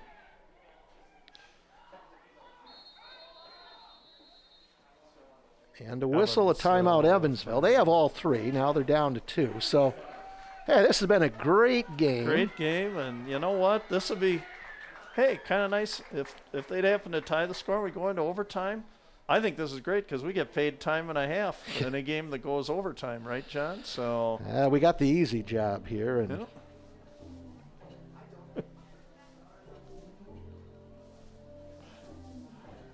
Oh, I just got a thumbs up. I guess, no, there is no overtime pay for us. Matter of fact, there's no pay, John. we got the We easy just job. do this because we just enjoy bringing kids athletic opportunities and memories for the kids, as well as being able to allow all of you with COVID, or if you're other parts of America, or even if you're in town, you're sick, you can't get here. Shout out to Brad Minter, probably watching tonight, our old athletic director and McFarland legend in that. Community service for us, really. Yep. There are just so many neat things and memories that we can bring to people and recognize our youth here. So special. So we're proud to do this. We feel honored. And A little privileged. confusion coming out of that timeout. Yeah, I'd say. Kennedy overthrown. That could have been careful. intercepted. Incomplete. Clock stops. 1:22. I said this is going to be a long ball game tonight, John. Yeah, it's a good one. Yep. It's a good one. We don't mind spending the extra time. That was intended for Redkowski. Got a hand on it, but Actually, getting that hand on it might have held it up in the air just enough, but Yep. see, Dayton Gillen is out there, number 8. If he's in there, he's going to be a good target right here. And they're going There to it him. is. He's got it. He's got it. Touchdown. He comes back for the ball. Dayton Gillen. Now, if anything, I thought that's where he might have gotten even pushed a little bit on that one as compared to the other one where. Oh, 24-23 Evansville. Now do you kick or do you go for 2? No, they're holding up. They want to go kids. for 2. Let's win this one right here, guys. No. Gonna kick it.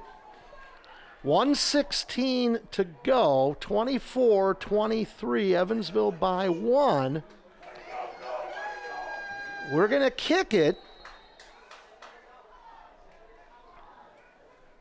And this will be Mason Folk. Ball down. Kick is on the way. It is good. God, We're tied. He has been just perfect. Boy, what a nice weapon to have. This is a great, and we've done a lot of games here, but I tell you what, this has got to be one of the more enjoyable. Yeah. Well, like I said, they're just so evenly matched, John. You got 2 quarterbacks that can both throw the ball around. I mean, it's kind of Eric Severson versus Eric Kennedy, but then we've also seen, man, the locomotive, the bowling ball, the semi, Chase Quell, 25 carries, 99 yards. And then on the other side, we've seen Mason Young, 13 carries, 58 yards. And Austin Schofield, 9 carries for 17 yards.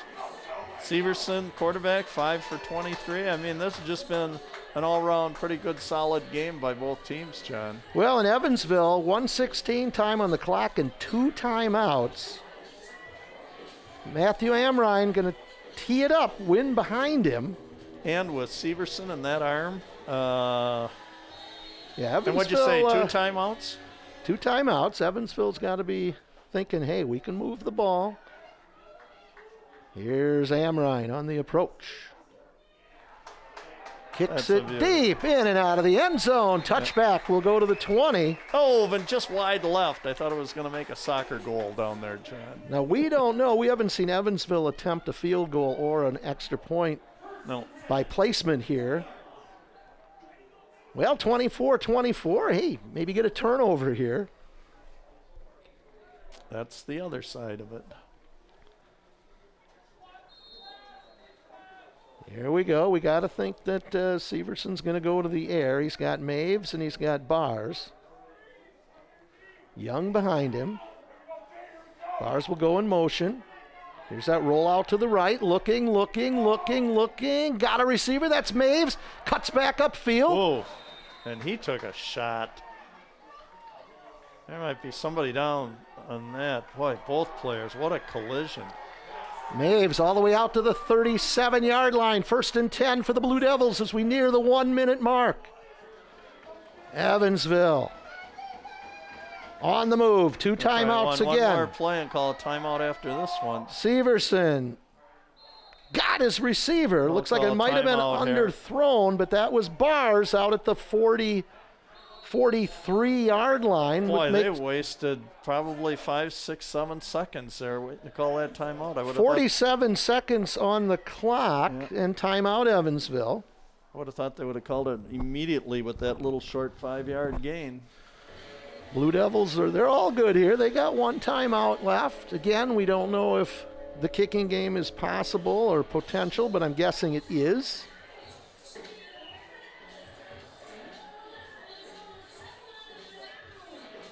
This is just, like I said, this has just been a great high school football game. We've seen a little bit of everything. We've seen double passes and a little bit more trickery from the McFarland Spartans. Evansville pretty much just appears to be sticking to their game plan.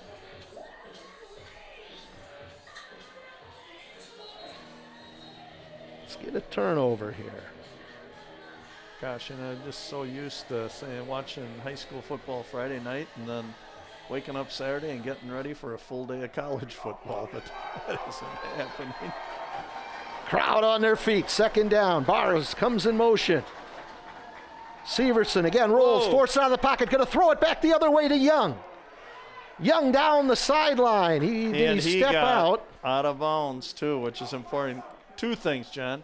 He got the first down, and he got out of bounds. Steps out at the 48-yard line, 40 seconds on the clock. Boy, they tried that throwback play again, but there was so much pressure on Severson, they didn't have enough time to set that up. 40 seconds on the clock. Ball at the Evansville 48-yard line. 1st and 10 for the Blue Devils. Boy, and only a 3-man rush and a lot of deep defenders. So Severson's going to have to be real careful throwing this ball. And he'll roll to the right. Got a receiver. Oh, Irwin. Oh, almost intercepted. Aiden had sights. Not only of intercepting that ball, but sights of a pick six, possibly. He'll be thinking about that one. Whoa, look at that pancake Boy, right there. Morris just dropped. Oh, but he was right in front, too. Yeah, he knows it. Yep. I like his reaction, though. Clap the hands and say, hey, that's all right. I'll get it back next time. 34 seconds, 2nd down and 10 for Evansville. Said there's a doggone many deep defenders on this. Severson airs it out. Got a receiver complete out of bounds at the 30. I said the height of these guys, man, they're out jumping our defensive backs. That is, again, Trevor Bars. Yeah, he's been their big play man. Well, and Bars caught the 48-yard pass with 2:11 to go in the first half. Give Evansville a halftime lead at 8-7. 27 seconds on the clock. One timeout left, too, for the Blue Devils. 1st and 10, Evansville at the 30. Severson rolls to the left. Airs it out, throws backward. Got a receiver in and out of his hands. Incomplete. It's just jump ball, jump ball, jump ball, isn't it, John? Anderson there along with Blairwood. Oh, my. Oh, boy, that was so close. Yeah, they'll throw back that way here. 20 seconds to go. Maves and Bars, I mean, they've got some excellent receivers here that'll go up and get the ball. 2nd down and 10 for the Blue Devils. I think a few hearts are pounding right now. Gonna throw into the end zone. Got a receiver out of bounds. Incomplete. Wobbled. Boy, Severson had to be pretty close to that line of scrimmage. Yeah. He had room to run. Yeah, I was thinking he might take off with one timeout and run it. And now there's 13 seconds to go, Bill. The ball at the 30. If you try a field goal here, if you don't get any yardage, you're looking at 47 yards, and I doubt if that's an option. Plays aren't going to take a lot of time here when you're throwing. So 3rd down and 10 for Evansville. Severson rolls, looking, got a receiver, overthrown, incomplete. 8 seconds, 4th down and 10. And he overthrew Maves. Gosh, he had him, and he would have been out of bounds at around or was it Bars? I'm not sure. I think it was Bars he overthrew. This should be the last play of regulation now because it's 4th down and 10. So this is going to the end zone, John. Unless they've got some trickery here. Do the old hook and ladder play. No, this is just going straight to the end zone and a jump ball. Should be the last play of regulation here. Again, Severson awaits the snap. 2 receivers to the left, 1 to the right. Looking. Forced out of the pocket. Throws. And it is incomplete. Oh, almost looks like he was pushed. However, Bill, there's 1 second left on the clock. 1 second left on the clock. That was Traden Randolph on the defense, 5'10", 130-pound sophomore. Take a knee and go to overtime. Go for it all here. Go for it all. Boy, John, the riverboat gambler, John Wells. Hey, go for it all. The riverboat gambler. God, he is. We take the knee. We go to overtime Hey, with the score. McFarland and Evansville tied up at 24. Bill, I haven't seen an overtime game in years. No. Can't tell you the last one I did see. I will tell you, I saw the classic all-time high school football game right here. It featured the McFarland Spartans versus the Wanakee Warriors. I believe that B.J. Parker was the quarterback. Chad Hermanson was an end. Hermsdorf, yes. It must have been back in, trying to think of what year. It was like the second round of the playoffs, I want to say. The final score was Wanakee 47, McFarland 42. Can you find that somewhere? Actually, in 96, it was McFarland winning 45-42. Over Wanakee? On November 2nd in 96. And then we lost to, the next week, Evansville-Albany, 18-0. So you might be thinking that 45-42 game. We played Wanakee in 96. We lost by 14 in 97. Huh. I could have sworn it was 47, That might be 40. the game you're thinking of. Yeah, what a classic. I mean, it was. Some of you are thinking, whoa, wait a minute. McFarland played Wanakee and Monona Grove. Yeah, we were in the Badger Conference, folks. Yeah. Yep. We were in the Badger Conference from 2001 to 2007. Spartans have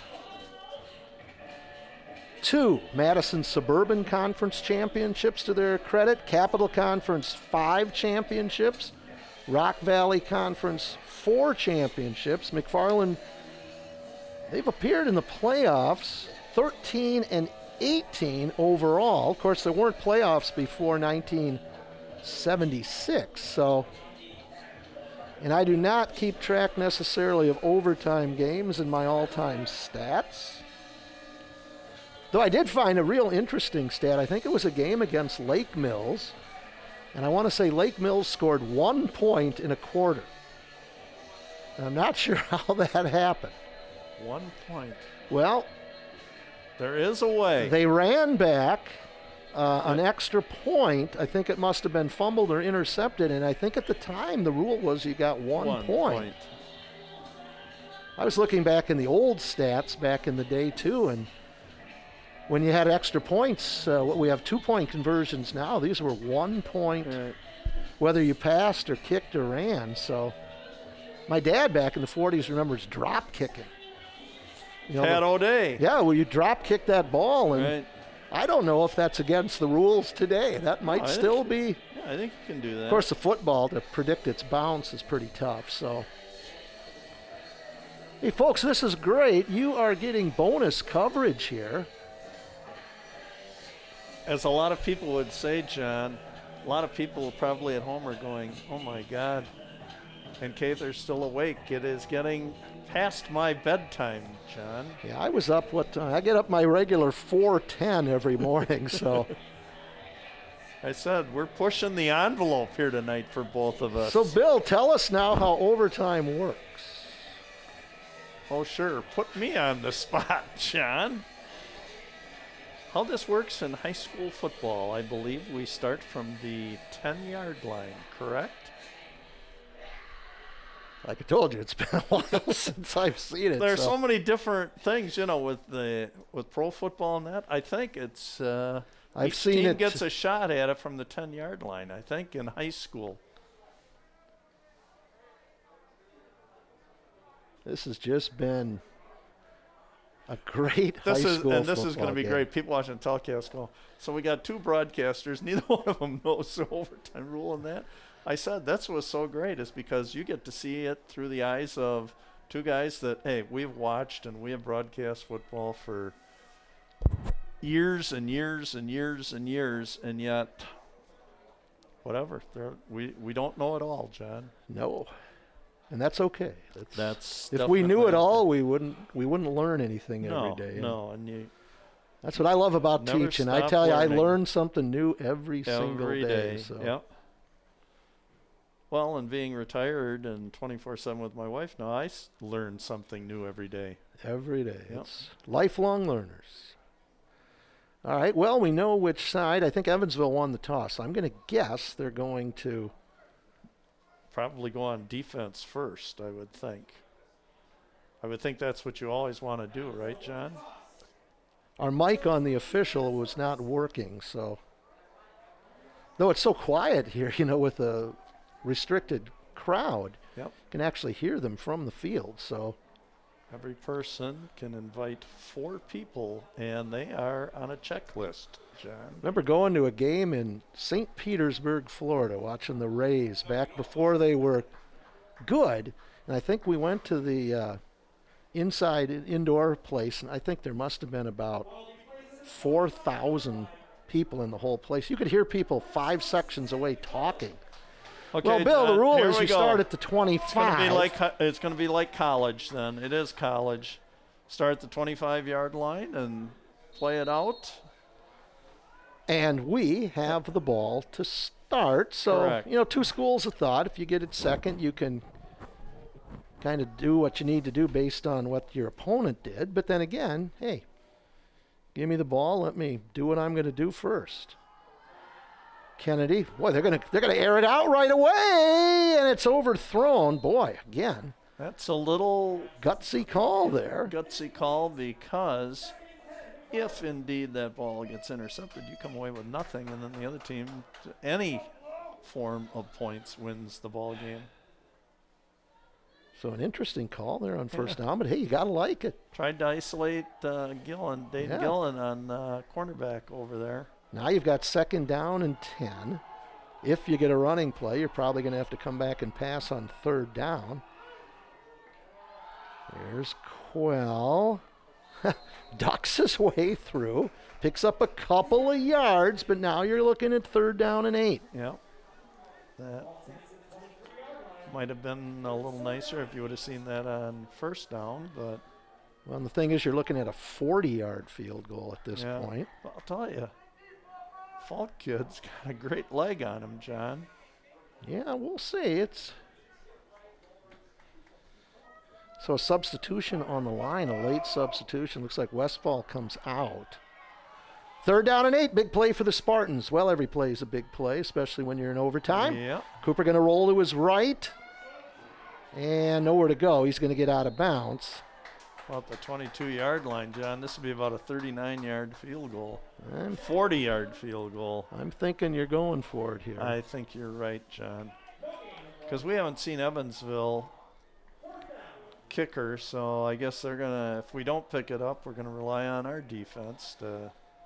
Well, big play here for the Spartans, and they're going to take a timeout, and wisely so. Yep. Believe each team gets a timeout in overtime. I don't know if they carry forward. The scoreboard says 1 for each team.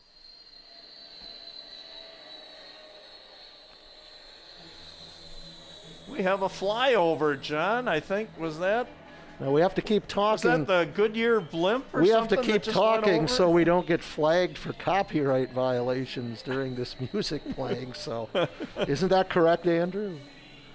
So we better keep talking here. Yeah, so. I guess so.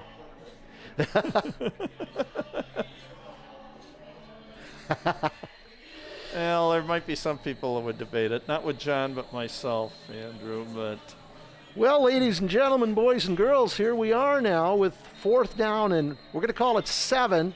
Ball is at the 22. So the Spartans need to get to the 15-yard line here in overtime. yep. Otherwise, the Blue Devils will get it, and any type of point will win it for Evansville. Again, that coin flip is big. Yeah, and I agree with deferring, don't you, John? You know, some teams Yeah. would say, well, no, I want to get those points on the board and put the pressure on the other team. No. This way, then, you will know at the end what you need to do when you get possession of the ball. Uh-oh, big rush. Look out. Well, number 54 winds up with the interception there, but Either way, Evansville's going to get the ball here with the chance to win it here in overtime with a field goal or a touchdown. Question being, John, what if they would have picked that off and run it back? I don't know in that case if that. Again, we're learning. We don't have anybody up here to clarify that for us. So. No, and I have not been to a rules interpretation meeting. Well, and Bill, the thing is, the over/under on this game was 50. So right now it's 24-24, 48 points. So well, we're gonna be over 50 we're gonna either go way. over. So you're right. We jokingly say that there is no wagering. Here's Severson. Hand off. Johnson got some running room inside the 20, pushed out of bounds. That's a big first down play. I'm going to tell you, Bill, I'm going to guess the Blue Devils just going to keep that ball on the ground. Just I agree with you, keep John. punching it away. You got 8 on the first play. Yep. Spartans now back on your heels. You got to dig it in. Yep, they got a big line, and I think you got Mason Young in the ball game.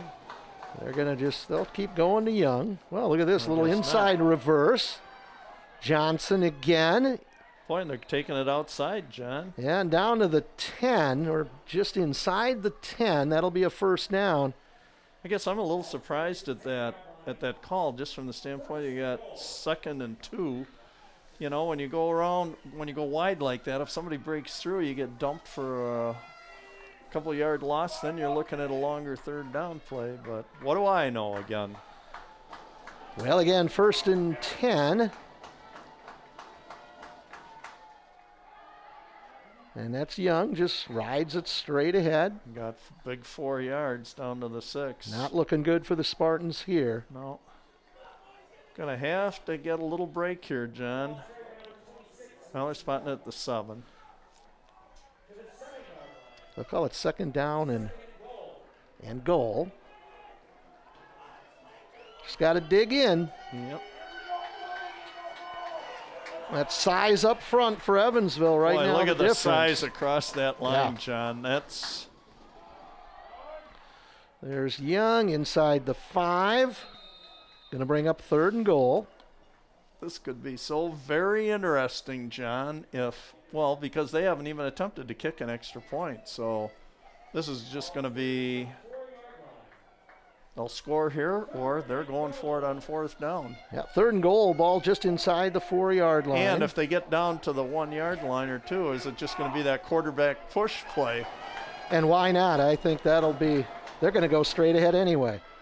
Severson down near the goal line. He's very close. I think they're going to say his knee is down short. I think his knee came down before he bounced in there.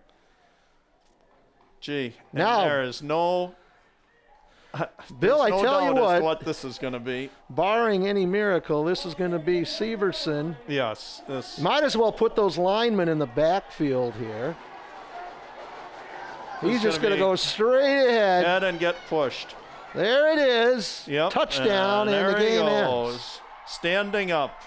Never even hit the ground again. So it's over here in McFarland. The Evansville Blue Devils win in overtime 30-24 over your McFarland Spartans. Again, great game. Both teams, they left it all on the field tonight. Yes, they did. And look at the handshakes and everything else. I think both teams really know that was highly competitive, contested game. Played, with just the best in sportsmanship and everything else, John. That was very entertaining for us as well as, I'm sure for everybody at home. Well, somebody's got to win, somebody's got to lose. But, hey, there's no losers out there tonight. I mean, the kids did a great job, and Evansville's got a nice team, but by far the best showing by the Spartans this year. They do fall to 0-3. They do go to Jefferson next week. And then in 2 weeks, we'll be back here when the Whitewater Whippets come to town. And, that should be a pretty even match game there, too, I think. Uh-huh. So, again, the Evansville Blue Devils come out on top tonight in overtime.